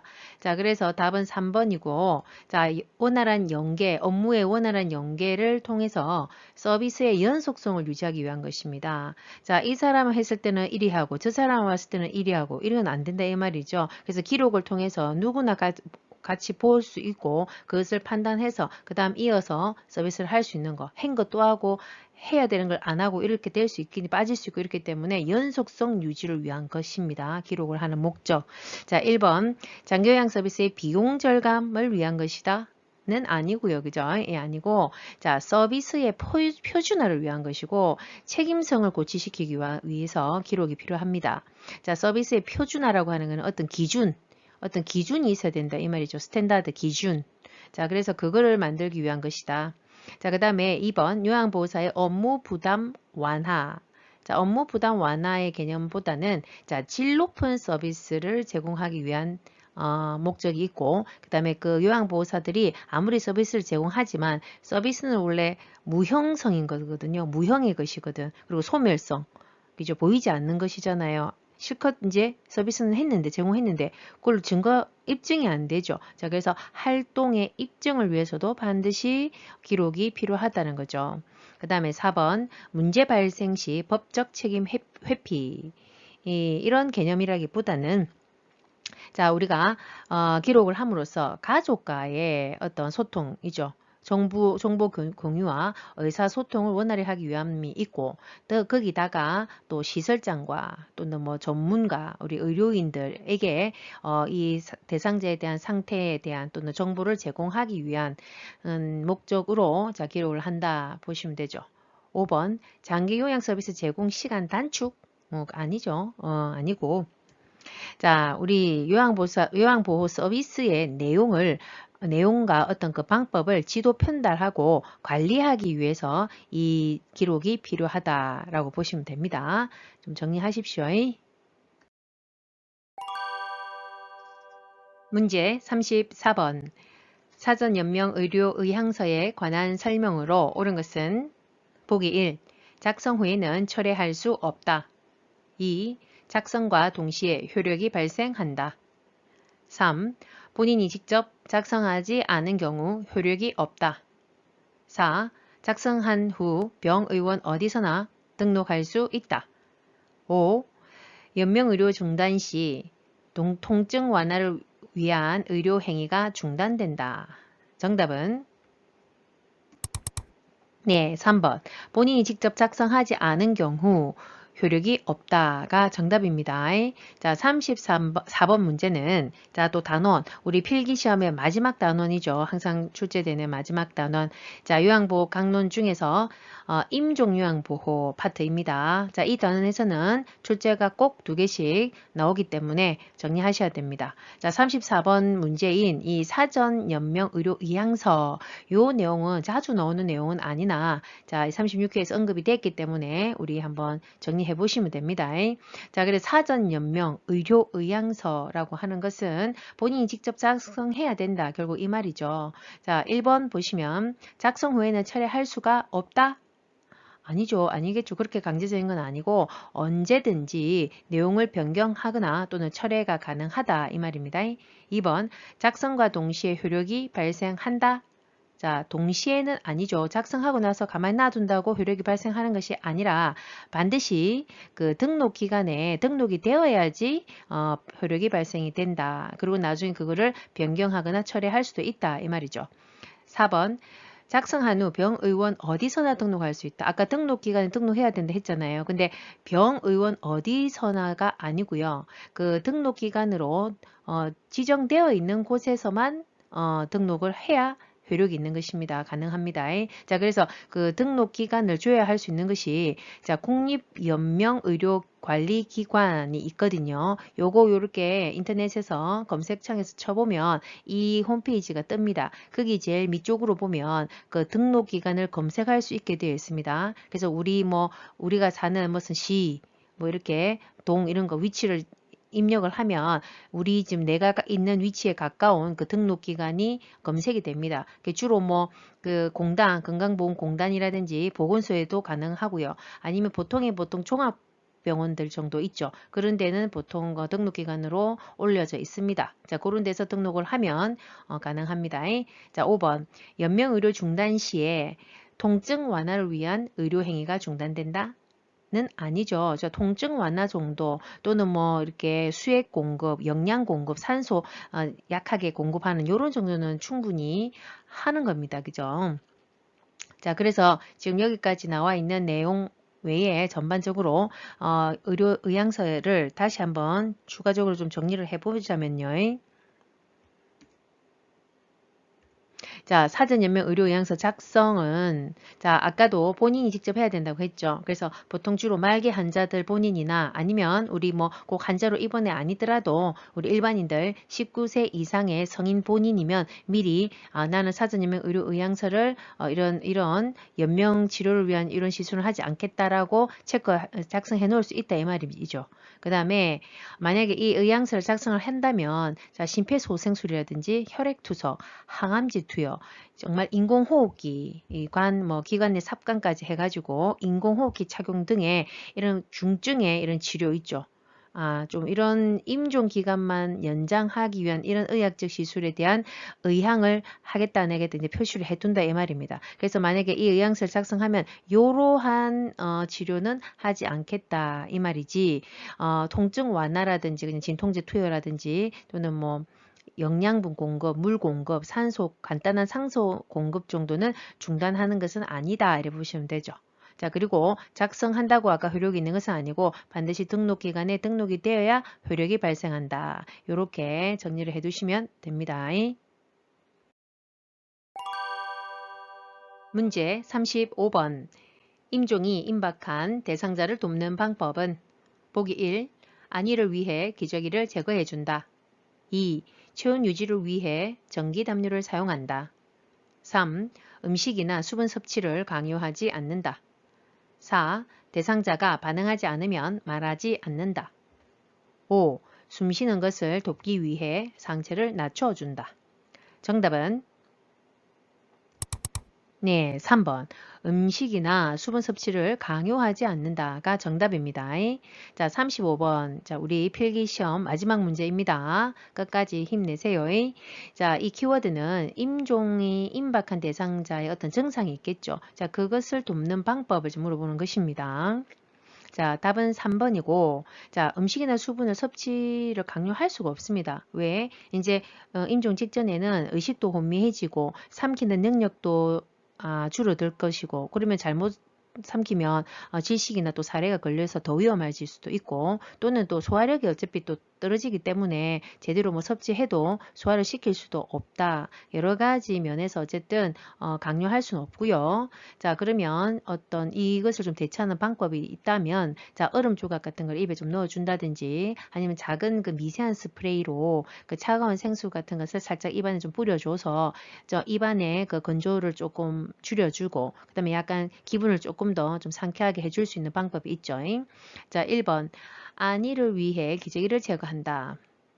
자, 일단 기저귀는 착용해야 됩니다. 왜냐면 이제 누워 계속 계셔야 되기 때문에 침상에서 그리고 움직일 수도 없거니와 그 다음에 그 임종 직전에는 모든 근력이 떨어져서 근무력증이 옴으로써 그 항문의 관략근, 방광에 이렇게 좋아주는 그런 근력들이 다 풀어지기 때문에 대변, 소변에 실금, 실변이 오거든요. 자, 그래서 기저귀는 착용하는 게 맞고 단 이제 그 대소변이 나왔을 때는 즉시 이제 교환해 줘야 되죠. 상쾌하게 기분이 찝찝하지 않게 교환 빨리 해줘야 되는 게 맞죠. 따뜻한 물이라든지 따뜻한 수건으로 닦아주고 빨리 교체해 준다가 맞습니다. 2번 체온 유지를 위해 전기 담요를 사용한다. 우리 전기 담요 이런 거 사용하면 안 되는 거 아시죠? 우리 화상의 우려가 있기 때문에. 자, 그래서 담요를 덮어준다. 그냥 일반 담요. 자, 4번 대상자가 반응하지 않으면 말하지 않는다. 자, 우리가 마지막까지 남는 그 감각이 뭐라 했습니까? 청각, 청력이 그래도 남아있다라고 배우셨죠. 자, 그래서 말할 힘도 없고 의식도 혼미할 수 있지만 기는 또 청력은 살아있을 수 있기 때문에 말하지 않으면 안 되고 그냥 부드럽게 조용히 계속 전달하면 되고요. 난 너무 흔들어 깨운다든지 막 큰 소리로 얘기한다든지 이거는 삼가해야 됩니다. 그래서 말하지 않으면 안 되는 게 틀렸고 5번 숨 쉬는 것을 돕기 위해서 상체는 어찌합니까? 우리가 체위 변경이라든지 또는 질환에서 호흡기계에서 배우셨죠. 우리가 숨이 힘들다, 호흡곤란이 있을 때는 반드시 우리 대상자들을 어떻게 한다? 상체를 올려준다 라고 했습니다. 좌위, 반좌위를 우리가 유지시킨다 했죠. 자, 그래서 상체, 머리는 올립니다. 올리고 그 다음에 근데 올리는 이유가 뭐죠? 자, 우리가 흉부와 복부를 나누는 우리 몸 안에 보면 횡격막이라고 들어보셨죠? 횡격막이 흉부와 복부를 이렇게 나누고 있는데 돔식으로 오고막이 이렇게 나뉘어져 있는데 자, 우리가 이제 숨을 충분히 쉬어지려면 흉부가 폐 조직이 확장이 되어서 볼록볼록 확장이 되어서 충분한 공기가 들어와야 가스 교환이 일어나서 숨이 안 차고 호흡곤란이 안 일어납니다. 근데 이제 우리가 누우면 상체가 낮추어져 있으면 머리가 누워져 있는 상태면 우리 장기에 있는 우리 복부에 있는 장기들이 그 횡격막을 눌러서 흉부 쪽을 또 누르게 되어 있거든요. 그러면 충분히 숨을 쉴 때 그 우리 폐조직, 폐포 이런 것들이 충분히 확장이 되지 않아서 가스 교환이 일어나지 않게 됩니다. 그러면 숨은 더 차게 되어 있거든요. 그래서 반드시 그 숨이 찰 때는 요리 상체를 올려주는 게 해부학적 구조상 맞습니다. 자, 그래서 올려줘야 되는 거고 그 다음에 좀 숨이 좀 더 편안하게 쉬게 하기 위해서는 좀 안정감이 있어야 되겠죠. 그래서 손도 좀 잡아주고 그 다음에 가습, 습도도 중요하죠. 가습이 습도가 너무 낮아 너무 높아도 호흡기 자극이 되기 때문에 가습기를 활용해서 습도도 어느 정도 적당히 유지시켜야 된다 이렇게 보시면 됩니다. 자, 그러면 여기까지 참고하셨고요. 자, 여기까지 어연님들 35문제 필기시험 문제풀이 한 개 하시느라 고생 많으셨습니다. 자, 충분히 도움이 되리라 믿습니다. 자, 그럼 휴식을 좀 취하시고요. 36회 짝수형 실기 문제풀이에서 또 보입시다.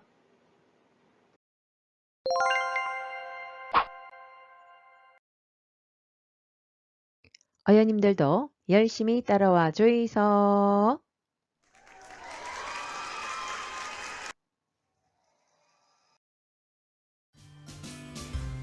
앞으로 다양한 학습 내용을 통해 어연님들과 다시 만날 그 시간까지 우리 모두 두나미스, 두나미스. 구독, 좋아요, 알림 꾹.